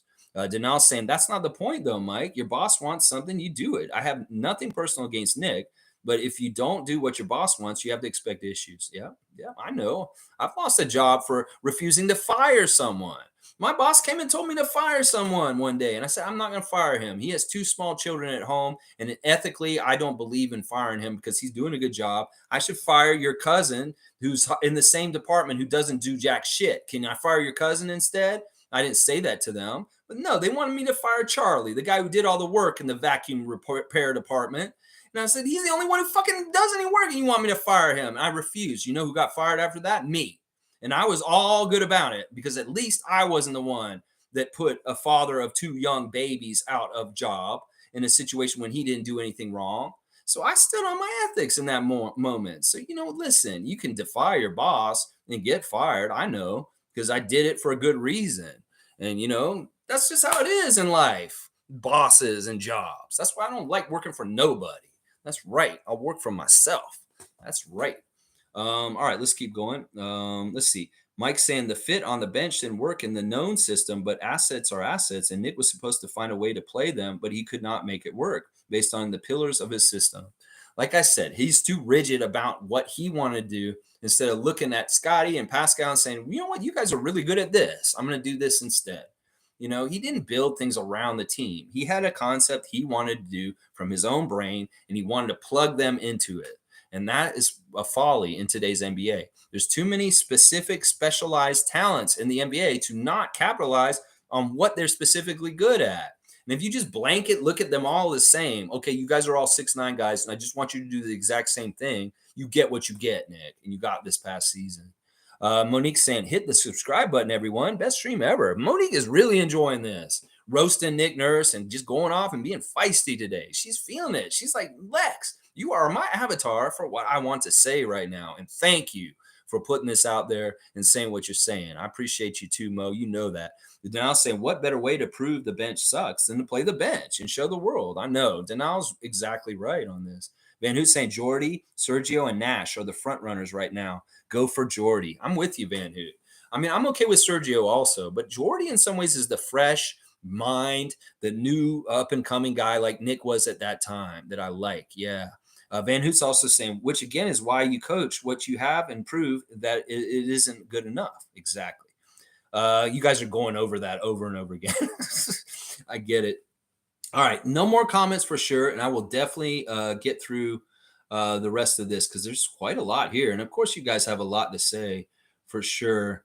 Hang on. And also, if you can, I don't know how Van Hoot is commenting. So, oh, yeah, I have the thing off. There's no time limit right now. I had to do that. All right. I have a hard time figuring out where you guys are because you guys talk so much between the two of y'all that I'm having a really hard time finding my spot. So, okay, Fiercely put a cutoff for you guys. You need to follow that. It was at 11:47. All right, hang on. I really want to get to the right comments, but you guys repeated the same shit so much. I don't know what to do. All right, hang on. This is where you guys are. All right. If you guys continue to just talk the same bullshit back and forth, I'm going to skip your comments. Let's see. All right. Denal saying, I don't think our entire bench sucked as bad as many say, but I was never shown them enough to be proven wrong. That's the problem. Exactly. Van Hoot saying, I think we need to look at the future. Yes. I'm staying present. I'm looking at the past for information to understand. I'm looking forward to the future, but I'm staying present. And present is right now. And that's why I can talk about this. This is presently happening. This is the present. As above, so below. Good to see you. It's been a little bit. Happy birthday, Stanley. Passionate player, no doubt. Love that steal from the Pistons. Yes. Bringing us back to our trivia topic today, Stanley Johnson. We love you. Happy birthday yesterday. And we did trivia on you today. Now we're bashing Nick Nurse. Denal saying, logical, you aren't listening. All right. Yeah, never mind. That is the same shit. Mike saying, okay, yeah, I'm going to avoid that. Van Hoot saying, yeah, all right, I'm cutting all that out. All right, let's see. Denal saying, you're a diehard Nick guy, and I loved him in the past, but I didn't like his moves this year. Anyway, Rapid Freak, I want Jordy. Laugh out loud. Sergio's good too, but if Jordy helps Sacramento grow, then I love that. Yeah, I'm big on Jordy Fernandez too. Well, hopefully you hear that news in the coming days very soon. Let's see. Mike, you are a Nick guy. You can't deny it. You are a Nick guy. It's fine. Be a Nick guy. I was a Nick guy too. In fact, I am still a Nick guy. It's just he's turned on us, and I have to do this. This is just part of how I am. It's like nature. This happens. This is the natural reaction. I still love Nick. I'm gonna love him at some point again. I do understand how important he is to our franchise. I want the people to know that. It's just I'm staying present, and now he's the enemy, and that's how it's got to be. Let's see. La la la la la la la. Okay, Mike saying I don't hate people for who they are or for who they are. I try and look and understand and be fair. That yeah, but see that's the difference between you and me. You can be logical and take your emotions out of this, but I care about this team a lot. Fuck you, Nick Nurse. You're dead to me. That's all it is. MSJ saying Nick Nurse is that old adage. It's not how you start, but how you finish. Ask your wife. You can't start with what you can't finish. And Nick Nurse left us as a punk. Oh, wow. MSJ is exactly right. The beginning of the season, we had a lot of promise. We had a lot of different directions to go in, and we went in the wrong direction. And Nick Nurse guided us that way. And he's exactly right. We started the season with a whole lot of promise and possibilities, and we got to where we got by the end of it. Van Hoot saying, I don't think you're being fair, but I understand that you don't like people hating on others. That I can respect. Yeah. It is what it is. Listen, we're all different personalities. We all deal things different ways. I am a very feisty, passionate, kind of rude person in certain ways. And that's fine. We can all be who we are in certain ways. It's fine. Nick's being who he is. Well, we can call him out for who he is. Let's see. All right, professionals here. The professionals said more now. Let's see. 4 of the 5 years coached by Nick, the Raptors were 500 or above, 2 wins shy from 350 win seasons. Brought Toronto their first ring and coach of the year. Raptors roster is flawed, and Siakam is a third option on a title team. Okay, I'm going to pull this apart real quick. Real quick. All right, yes. 4 of the 5 years were above 500. One was actually right at 500. And then the Tampa season was below. Sure, that's great. But he was set up. Once again, the first 2 seasons championship all set up, built up by Casey. Casey developed Fred and Pascal to who they were. And Nick increased them at the higher level. But the development stories of Fred and Pascal that Philadelphia is so big on are not his credit. They are Dwayne Casey's credit. That Fred and Siakam became who they are because of Casey more than Nick. Nick did more to add later for Siakam and Fred to get to higher levels, but at the detriment of the rest of the team, just so you know. As far as things, yeah, we got our first ring and we did get a coach of the year from him. Thank you. We do appreciate that. And you can say our roster is flawed. I will agree to that to a degree. But once again, a good coach can make any team kind of better than they are. And I don't think he did that. I'm going to completely disagree about the Siakam as a third option on a title team and say that's fucking bullshit, professional. Yeah, that's bullshit. We know Siakam is either a number 1 option or at worst a second option. Third option is an insult. And honestly, I'm going to give you a strike for that one because you don't disrespect our franchise player like that. He is a first option, maybe a second option at worst. I'd like him to be our second option, but he's an okay first option also. And we may see with Nick gone that Siakam's a way better first option without him running him to the ground. So, yeah, you got a strike, just so you know. Just one. You know you get 3. It's a certain thing happens. Van Hoot saying, if Freak puts slow chat on, hopefully he'll make it. That's because we did trivia today. There's no slow chat. I can't do it with the trivia. So y'all just stop, please, especially you, Van Hoot and Logical, please. Please. Well, I'm over 3 hours already. Mike saying reasons become excuses by others, but I'm trying to explain why certain things could be that way. I know, me too. I don't know. Half of what I'm saying is speculation, but it's within a real knowledgeable background of human nature and how things go and just reading between the lines. I mean, the way Nick is acting, he could have made it seem much more civil and better. He could have made it covered up way more. He's not caring about that. So obviously it's very hurtful and spiteful and petty at this point. He could have did the window dressing like Budenholzer and Doc Rivers. And it would have been like, okay, things were okay. He's moving on. But no, it's obvious he's hurt by us. And he's coming at us spitefully and on an Atlantic Division rival. You can't paint that any other way. That's just how it is. Let's see. Denal saying, agreed, Van Hoot. The ironic part is most people are only really hating Nick because he refused to play the bench like Masai wanted to. Yeah, a lot of the original Nick haters from the season were like that. In some ways, I kind of stood up for him in that way, but I shouldn't have. I think he should have played the bench. There's different reasons why people don't like Nick Nurse. My reasons are very much that he turned on us, he gave up on us, and he sabotaged our season. That we could have done way better in the postseason if our coach had not gave up and tuned out, and then our team followed suit. So I blame him for that. Time is valuable. These guys don't have a whole lot of years in the NBA, and wasting a playoff run for Scotty Barnes, that is a singular one of the top things on my list for why I hate Nick Nurse right now. He wasted one of Scotty's years to get in the playoffs and get more experience. Fuck you, Nick Nurse, for that. You worry about yourself and you don't worry about that young man's career because you want to like dive bomb your career in Toronto so you can leave. That's so messed up, so narcissistic, so egotistical, and so selfish. So selfish. Yeah. All right, let's keep going. All right, everything that you guys are doing back and forth, I'm skipping it now because a lot of it's just the same bullshit over and over again. You guys are arguing. You could do this on the phone with yourselves, and it's not anything to this thing. So I'm just going to skip Van Hoot and Logical for most of the rest of the chat, unless y'all bring up a new subject. All right, professional saying Philadelphia will treat Nick a lot better with results like that. You guys seem ungrateful for all Nick has done. He put you guys on the map. Joel Embiid and Nick Nurse are like this, so watch out. All right, this is strike number 2. And this isn't a Philly fan that I'm going to allow to stay around here. Watch, y'all. You'll see. All right, listen. You are so fucking off base with your comment. The professional, really? Like, is this for the movie? That's a good movie. I like that movie. Natalie Portman had some bad shit happen to her on that set, though, just so you know. But yeah, you guys, okay, I'll believe this, that you're going to treat him better. No, you're not.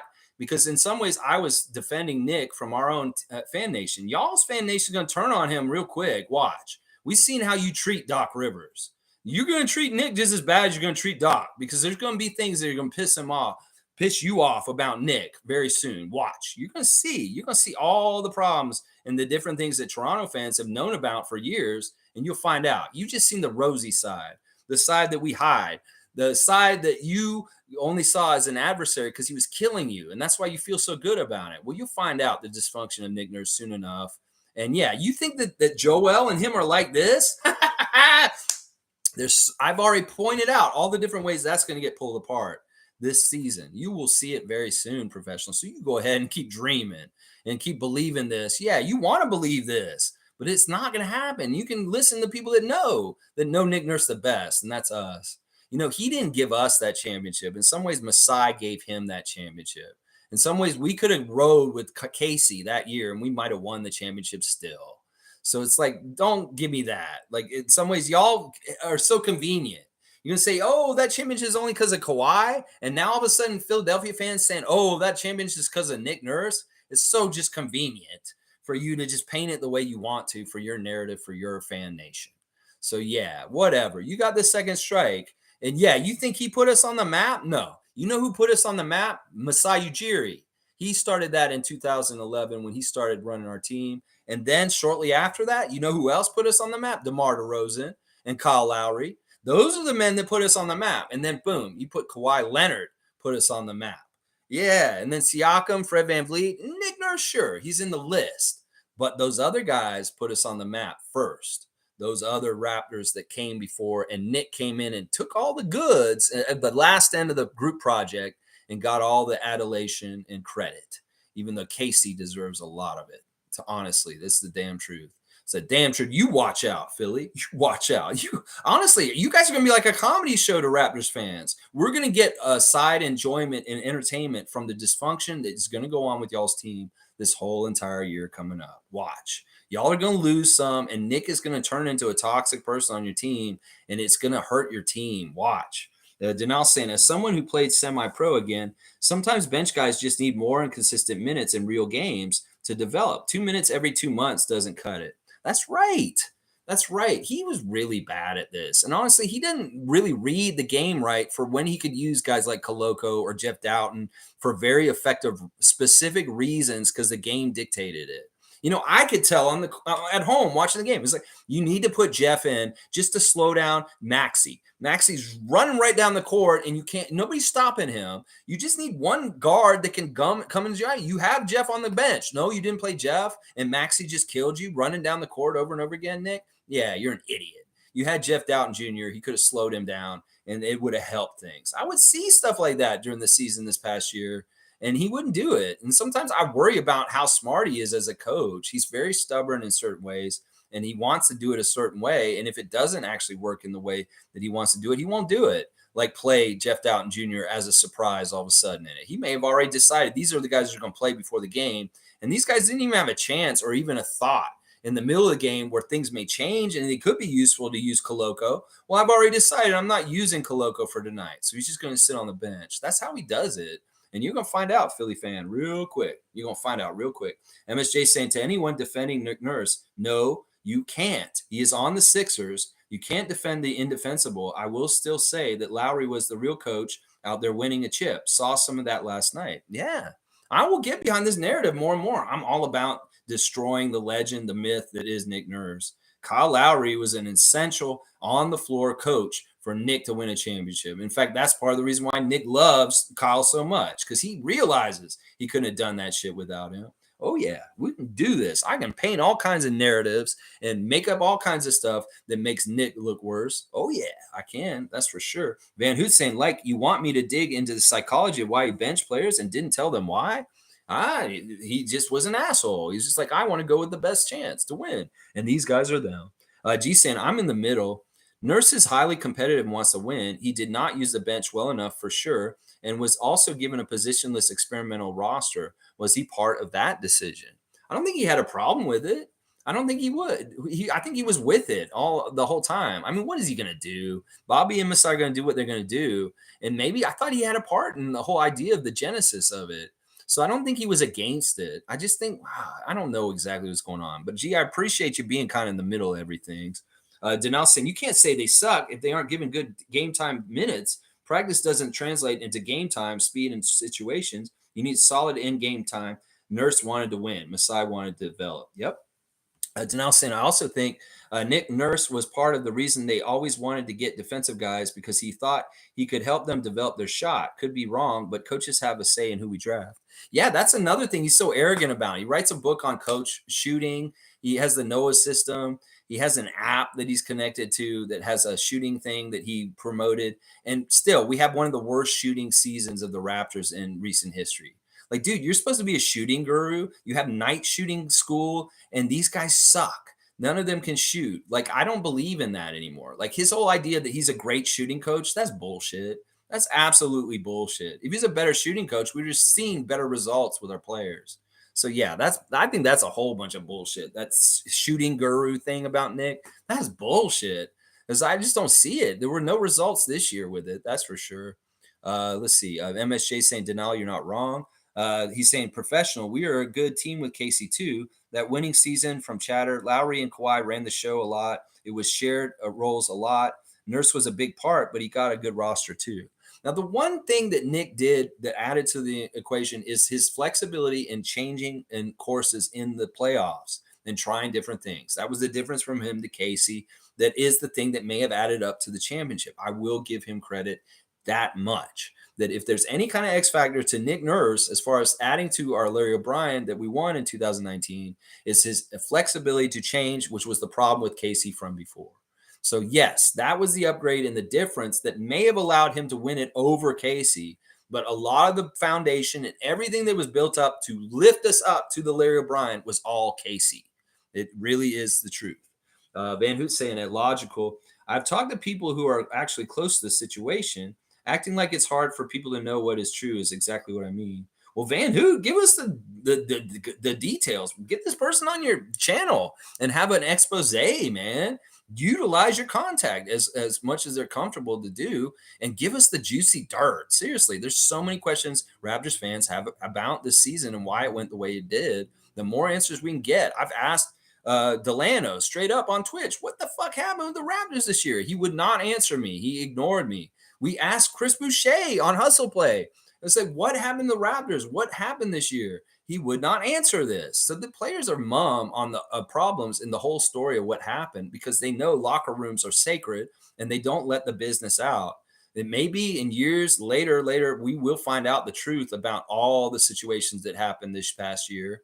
But in some ways, it sucks because we have a lot of question marks. Van Hoot, if you know more because you have a source, go and get that. A lot of Raptor fans would love to eat up that content. Seriously, we want to know. Monique saying a Lexathon is totally needed today. Way to go, Lex. We wins all around. Good times ahead. Raptors for life. That's right, Monique. We stay positive. We stay present. We're looking forward to the future. We're building towards things and creating, not destroying, like Nick did this year. G saying if that's the case, the roster is on him too. So he was a part of creating something that he didn't enjoy after. It does feel like he just quit and left at the end. Yeah, he may have quit in December, y'all. Like, think about it. He took a leave of absence where he wasn't around the team, and it was really kind of like fishy. Like, he didn't coach for a couple games. Remember, Adrian was coaching. And I was like, where the fuck is Nick Nurse? What happened? I hope nothing bad happened to him. I was like, I hope nobody's hurting his family. I hope he's not having anything to issue. It could very well be he got in an argument with someone, he got pissed off and he left, and he just didn't want to be around the team all of a sudden. And that was really the beginning of the really part of it was toxic. And he was like, all right, I'll come back and coach now. They should have just fired him when he took off at that time. That may have been the symbol right there. It's like, fuck, Nick just gave up and he's not going to come and coach our team because he's that petty and pissed off. There's no good reason for his excuse for absence at that time other than he's just angry at people and being petty. You should have fucking fired him then, Masai. Why did you wait a whole half season in the end of the season? You know, in some ways, you're right. Nick was definitely consulted on how we built this roster. In some ways, he has just as much blame as Masai and Bobby from that angle because he was asked and consulted on how we built the team. So that's the damn truth. Let's see. Mike is saying there was two issues, system and leadership, clearly, but how did both play out internally? And what's his fault and what isn't? It's all I care about at this point. Understanding ends help understand people. Well, Mike, why would he take a leave of absence in December for like 2 or 3 games? And I was like, why is Nick not coaching us right now? I hope everything's okay. I think that it was actually a very negative thing and that he was maybe like pissy and he was like, well, I don't want to fucking coach you guys right now because I'm so pissed off.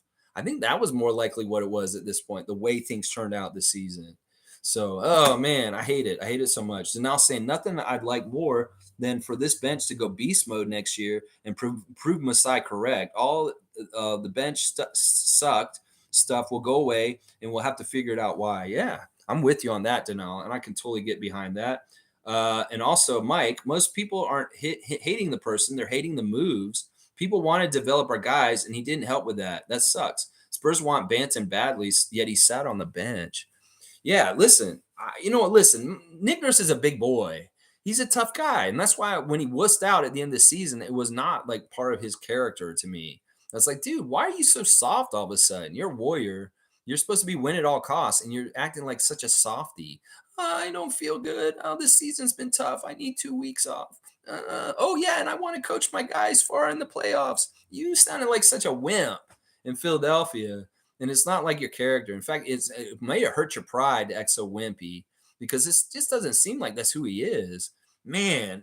All right, let's see. All right, let's see. That's what my boss wants. Why can't you see that? No. Okay, I'm skipping you guys back and forth still.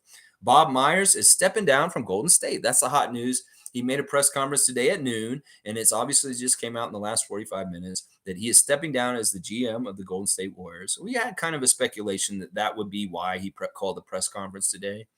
So very interesting there. Let's see. Issues collapsed in on themselves, and I'm trying to assess the causes of the issues. Yeah. Well, Nick Nurse is an epicenter of the issues. Let's just put it that way. G saying Heat were almost last in field goal percentage during the season. It's because Spo played his players. They were able to amp it up during the playoffs. I agree with both. Logical, the bench wasn't great, but nursery was real. This is the thing. The Heat are proving that you don't have to be a statistically good regular season team with shooting or anything like that, like we were. And you can have good legs with your defensive scrambling and just hustle and pure will to want to win. Well, if your coach doesn't want to win, it trickles down to your players and it totally submarines and ruins your postseason. But we were a team built to win like the Miami Heat are winning right now in this postseason. We could have replicated a lot of the things they're doing right now with just being annoying, aggressive, on the rebounds, the steals, extra possessions, more shots, and we could still shoot worse than the other team and still beat them. And that's the thing. We're seeing that that kind of team can get far in the playoffs, the team we were built like. So some people would say our team was flawed, but in some ways we were actually built for the postseason, not the regular season. Mike saying, I couldn't give an F about what he does on Philly. I'm trying to understand what happened this year. We'll find out more about this. All right, look, Mike said this. He said, F Nick. Nick's not the point of wanting to be fair. I want the truth. There you go, Mike. There you go. Does it feel better that you just said F Nick? I think we've got a breakthrough now. Oh, MSJ saying, who won the trivia? Mike did really good. Logical Raptors Fanatic did good. Fiercely Salsera did good. And Elijah Hutchings did really good. I haven't added it up yet and posted it yet. I'll go look at that in a sec. Let's see.